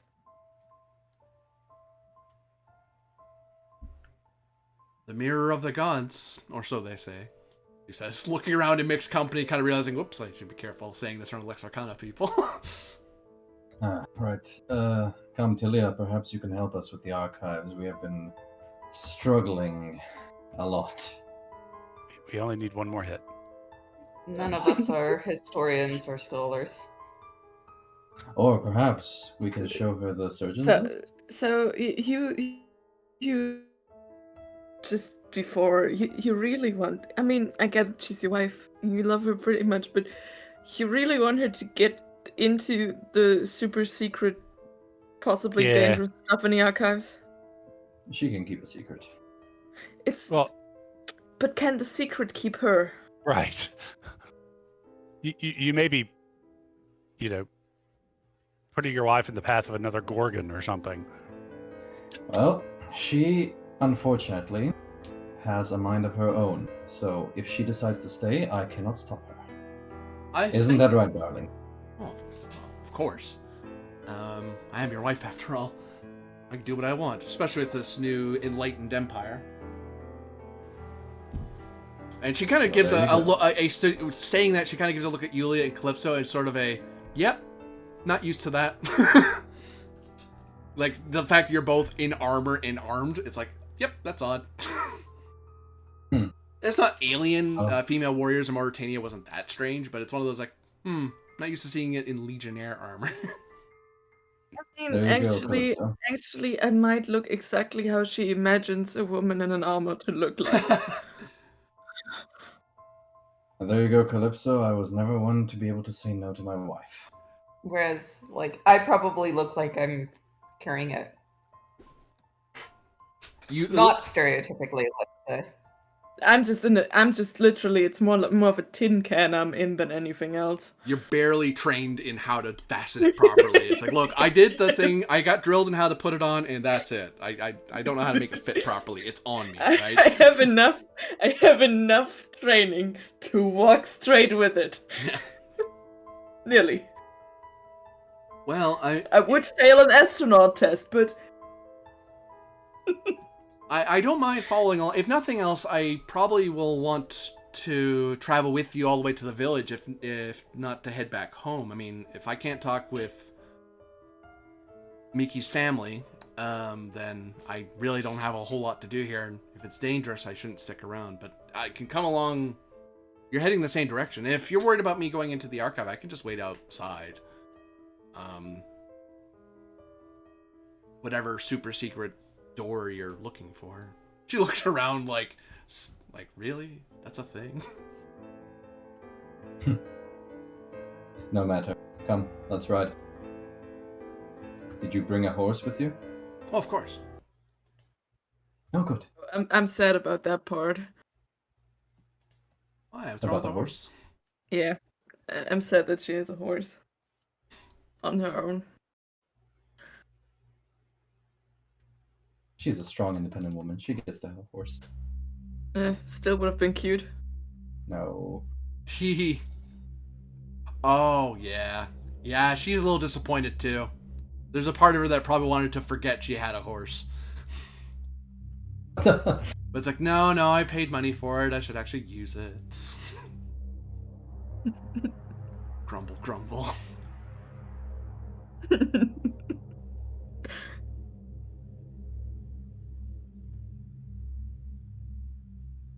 So you ride along. The day is warm. The afternoon waxes. So are we stopping by the archives or going straight to the village? Archives. Okay. And then you please make that check. Talia looks over at the temples and remarks, "Where'd all the priests go? The temples look in disrepair." Banished. Banished? For not doing their jobs. What? How hard is it to look after a temple? I was just as confused as you are.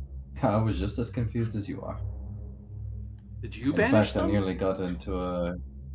No. No. Oh. The Tribune did. And I nearly got into a fight with her about it. You really should think about using your words, dear. You don't have to fight everyone you meet. But banishing a priest of Mars equals fighting. Unless they're derelict. I do not know. Shrugs. You find yourselves at the archives, and it is quiet as ever. Where is everybody? She says, remarking on the obvious that this is the archive for the city and one of the major archives for the entire province. Yeah, there should be a bunch of people here. They are probably at like a museum or something. Or perhaps while you're out here, why don't you have fun with this list of patients from a surgeon that we found? See if you can make something of it. Yeah, I can try. Rather than walk around in a creepy, empty archive. Yes, well, soak up what little sun there is, I suppose. Are you saying you want your wife to have a tan? No, I'm saying I want you to take a look at these names. God's woman. Fine. Don't give me a compliment or anything, you daft. I mean, if I was trying to punch you, maybe you'd listen. She reads through them. There was a reason. See, there was a reason why I asked if you're. Hey, the gods intervened. Look at that. She got 12. Look at that. That's our final hit. That was the final here. That she saw what we all just read over the whole fucking time. We needed a fresh pair of eyes. Yeah, wait, sometimes wait. a fresh eye. Come back. What is it? These names. Where'd you get them? Do you guys want to tell her, or These were patients lists for Doctor, more of a protocol from mind of the guy that runs the inn. Oh, right, I forgot. He doesn't pay attention to the people who aren't holding an axe. She looks over to Tiberius and just shrugs like, why didn't you tell them? And then looks at the rest of you. These are the names of all the major families in Caesarea. All the rich people. by the The ones gods, who are missing. that's why they have gone. But we took care of him, didn't we? He's Yeah, but dead. Yeah, but these they are his. might not remember who they are because they are not quite themselves. Right, because he took their tongues and put other tongues in them, which gave them memories that weren't theirs and gapped some of theirs. But yeah, What? so he's been messing with the rich people. By the gods, this is going to be a major undertaking for the Lex Arcana. You're saying we have dozens of families out there who do not know who they are. What? I mean, I don't know. I mean, we just know the effects of his forbidden rituals. Some of the I mean- names are part of the guard, too. Those names there worked for the prefectural guard. That name there is for the, the owner of the salt cistern. Yeah, we had drinks with them before you left. He also tried to. Never mind. I Any- have a feeling that might just have been a person impersonating him and not. Any connection to? You said the guard. Scroll. What about to a magistrate Quintus Severus, or even an archivist at Civic Records, Linnea Calixta? Calixta. No, they're not in here. But some in the prefectural guards, which was Halros of Liguria.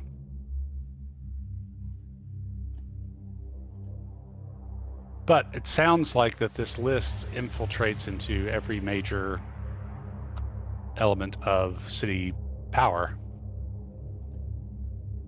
I mean, small. Anybody there to deal? Oh, sorry. Go ahead. No.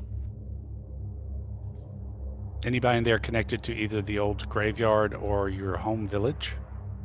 No one from the village. I'm Good. the wealthiest person from there, really. She kind of nods to Tiberius, like, thanks, sort of thing. Like, hey. I'll shrug. It's like, I was doing pretty good, but I'm doing really good now. But from the old graveyard,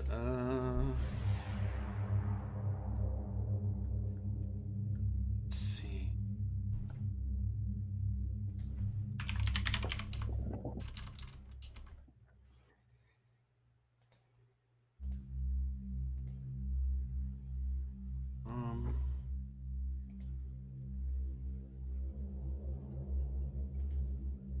There he is. Huron of Caesarea. He's his family. He's the 10th of his name. They've been looking after the old graveyard for ages and ages. They make money selling plays and poetry about them. Very low class stuff. But makes them money, which, enough denarii, a lot of dreams come true.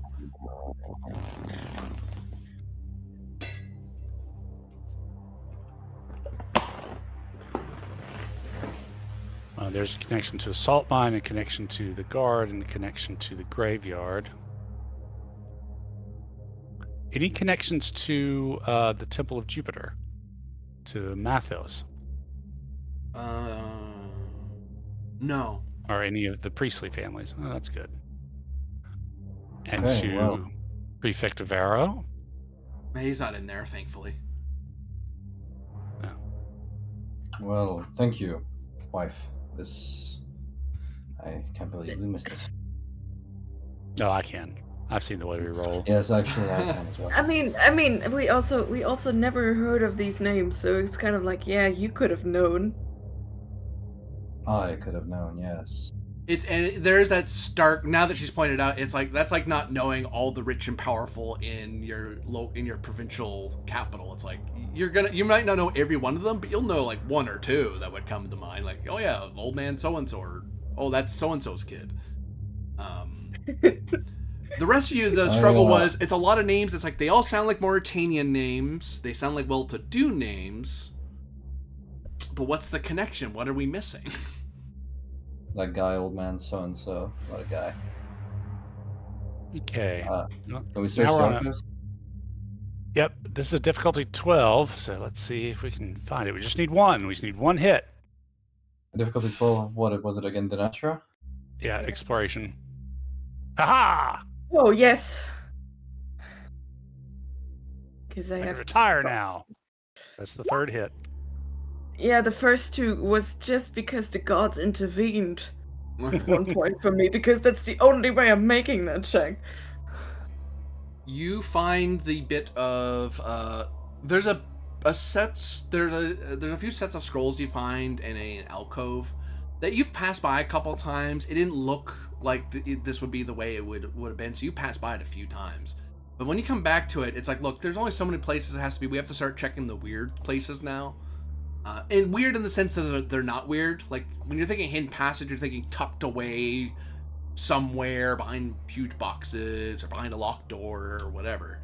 This is like, it's a cubbyhole. Maybe this is the way to go, but it's on the main thoroughfare. Someone would see you, wouldn't they? And then you start examining some of the scrolls. And then one of the set of scrolls, there's like a trio of them.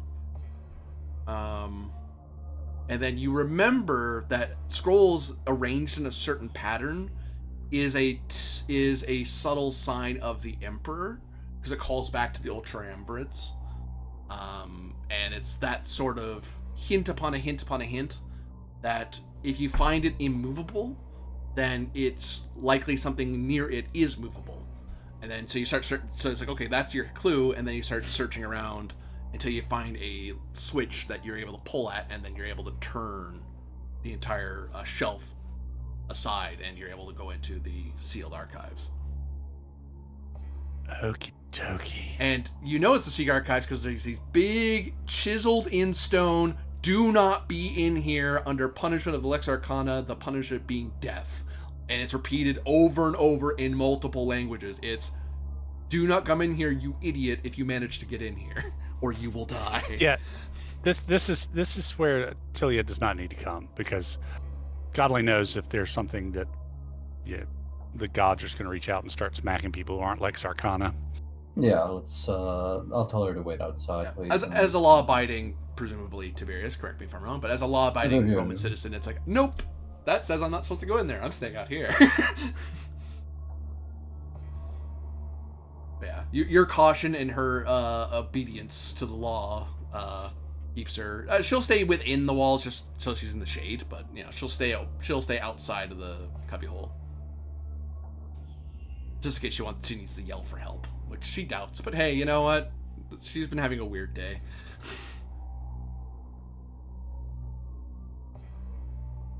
So actually, I should put it like this because you have found the secret archives. I'll put it like that. Yes, you find scrolls and tomes stacked in every direction in this very almost claustrophobically close, because most archives are kind of spaced out, because there's the idea being you put a bunch of stuff into a cart and wheel it around. So you need to be able to carry heavy stuff, or in very nice places, especially in like a civic archive for a provincial capital or a major city, it would have statues in it to kind of show off grandeur and stuff and respect the gods. So you need room. Here it's just enough room for you to walk in. So it's very cramped. More like what we would when we think of old library stacks where it's very close together. Okay. So it's very like, oh, okay, well, as long, just, don't bump into stuff. And yeah, it is.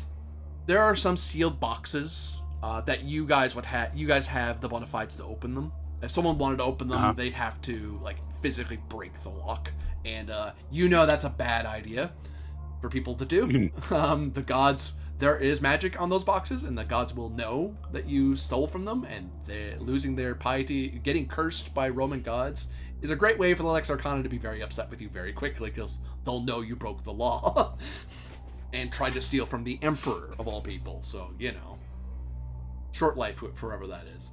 It does look like no one's broken in here. Nothing's been broken or seized. It's kind of organized, because the archivist's job would be to keep this organized. Whether the Inquisitor would do it or the head archivist, because the head archivist is the exception to a non-Lex Arcana person. They're like, well, you're the archivist. It's like, who can I send? No one else. Only the head archivist can come in here. If anyone else is in here, report them. It's such an out-of-hand thing, they don't even report it to the Lex Arcana. They would just tell the Legion, this person is trespassing in Imperial territory. They're dead. So I would say what we'd want to try and find were the recent reports of the Inquisitor and any recent reports coming in about Caesarea and maybe of this Marcus character. As you grab at the relevant pages, they fade into dust in your hand. Son of a bitch! Just when we thought we had it, motherfucker. What pages? All the pages we needed. All the pages we needed. Like you pick up a bit of scrolls to look into Marcus and then and his inquisitorial notes, and the minute someone picks it up and tries to read it, the letters just fade away and the scroll just fades into dust. They didn't control the temperature. They didn't control the temperature and humidity in this room. Yeah, but these were new things. I am sure this is the cause and not the dreaded omen in the sky, which prevents us from doing anything. Right, it's HVAC issues. That's always the problem. Maybe some paper spiders. It's also silverfish. Oh, goddamn silverfish. Well, unfortunately, I don't think we're going to learn much here.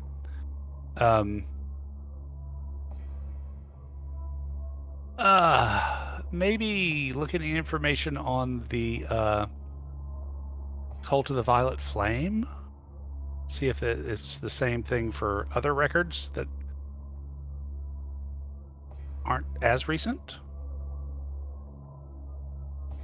You find clay tablets etched in, along with some stone chisel in, which is a bit more extra work, but it makes them a little more...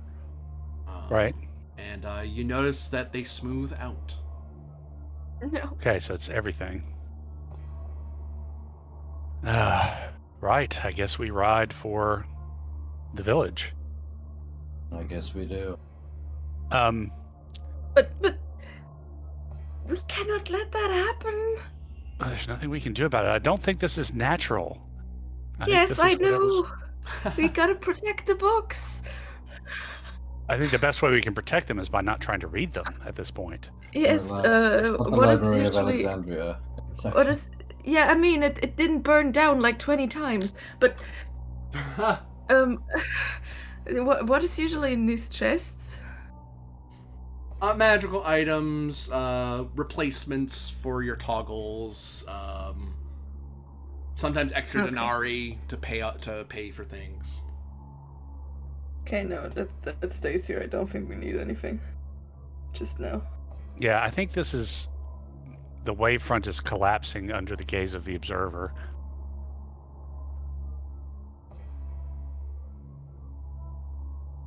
I will call for all of you to give me sensibilities.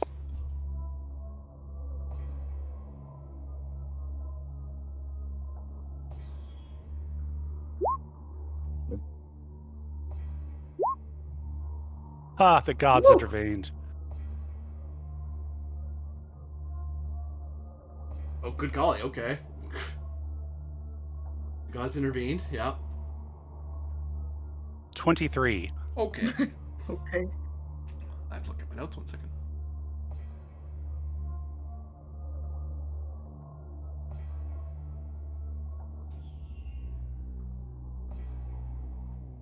As you're walking around the very cramped stacks, and now you're making a concerted effort not to look at anything, and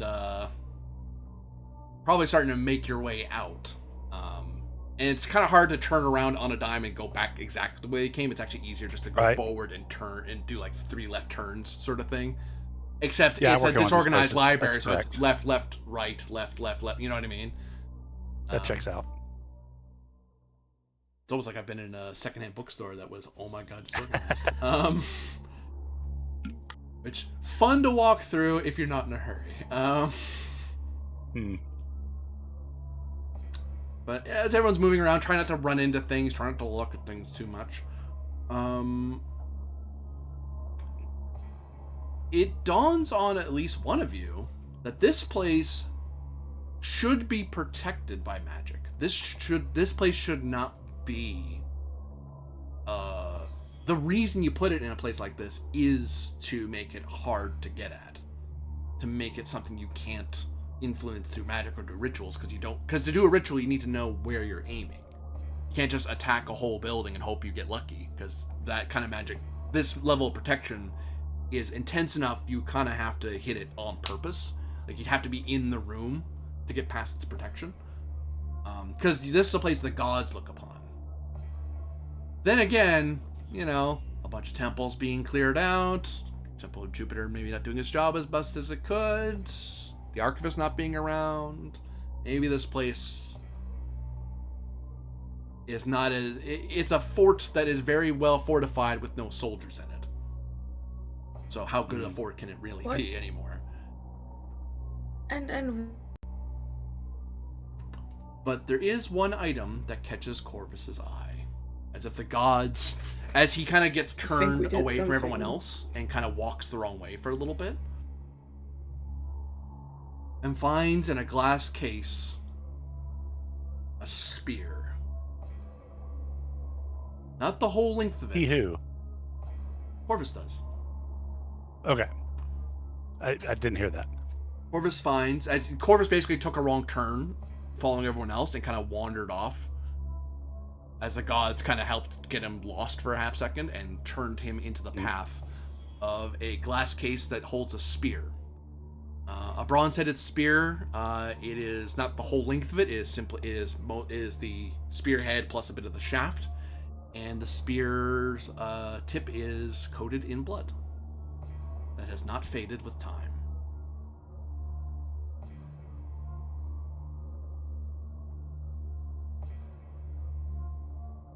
And it is marked with the emblem of your Scalara, Corvus.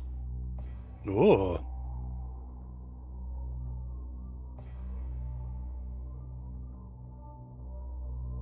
Okay. I guess I will try and open this case and talk at his spear.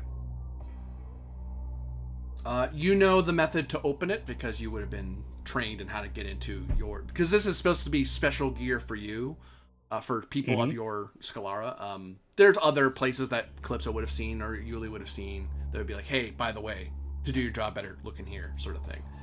Right. So you know the way to open yours up. In a pinch, someone else could open it. Like your fellow Arcana could probably like elbow it and smash the container, sort of thing. But they're not supposed to do that unless it's like dire. Right. you have to play like a hunting minigame. Yeah. So any symbols, sigils, inscription on shaft or It looks blade? surprisingly. It looks a bit dated. It's about a couple centuries old. It looks like a Legionnaire spear. Not particularly like a pylon? Yeah. The sort one would have in a prefectural guard or provincial high guard. Okay.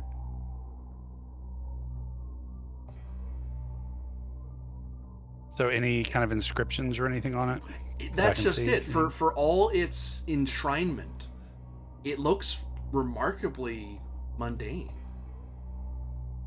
It looks like you're holding a piece of history. What history it has, you're not really sure. It doesn't really say what it is. Presumably, the people who work, the Inquisitor or the Archivist, would have known what this was. Fair enough. God knows we can't try and look it up either.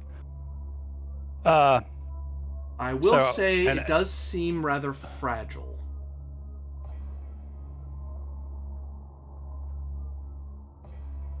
Like the spearhead itself and the shaft?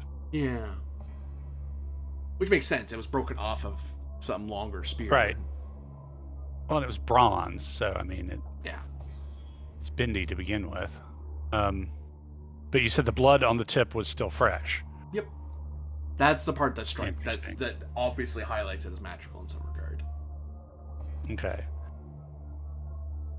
So, does the shaft appear to be anything but like normal wood kind of thing? Is there anything that strikes me special about the broken shaft? It looks like it was roughly done, like in a hurry. It's not the way you would properly hack it off if you were trying to preserve the spearhead for some reason. You would normally like saw at it or whatever. And it also doesn't look like something that happened in battle, like you were swinging it and then someone got a lucky hit and it just happened to fall. Someone basically took an axe or a club and just bashed the hell out of this thing and muscled it off. Okay, I was more wondering if, like, you know, the wood or whatever felt anything special, or is, you know, would it be possible to, you know, replace the shaft, or is the shaft you feel to be as if it belongs there, as if replacing it would would be a remiss in history. Okay, but it's kind of fragile, so yeah, I'm going to wrap it up in some cloth or something. I'm sure there's some sort of, you know, cloths to wrap things in down here. Definitely. And yeah, take it with my gear. Stats for that, like a normal spear, basically. Yep. As far as difficulty and all that junk. Okay. I could only remember where those were.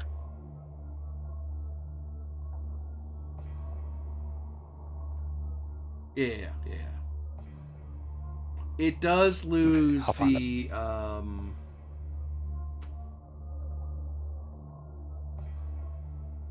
There it is.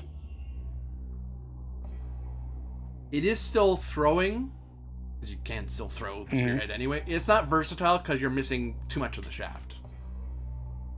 Okay.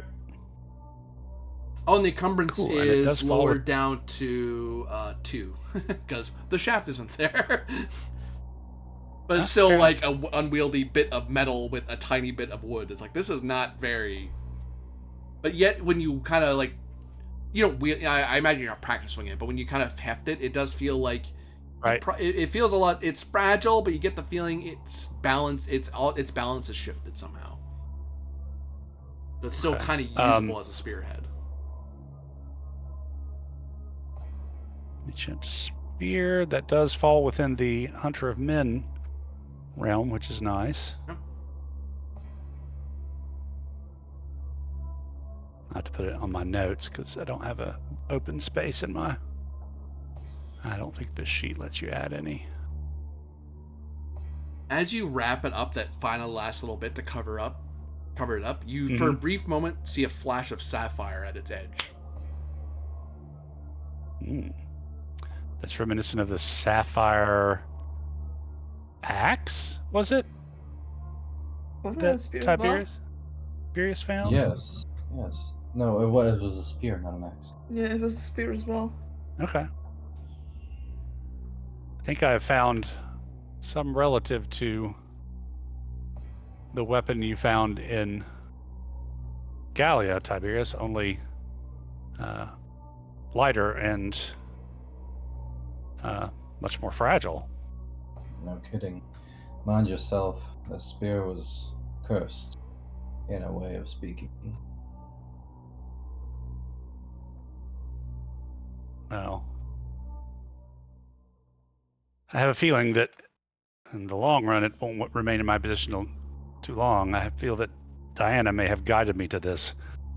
I suspect that I may have an opportunity to bury it where it will do the most good.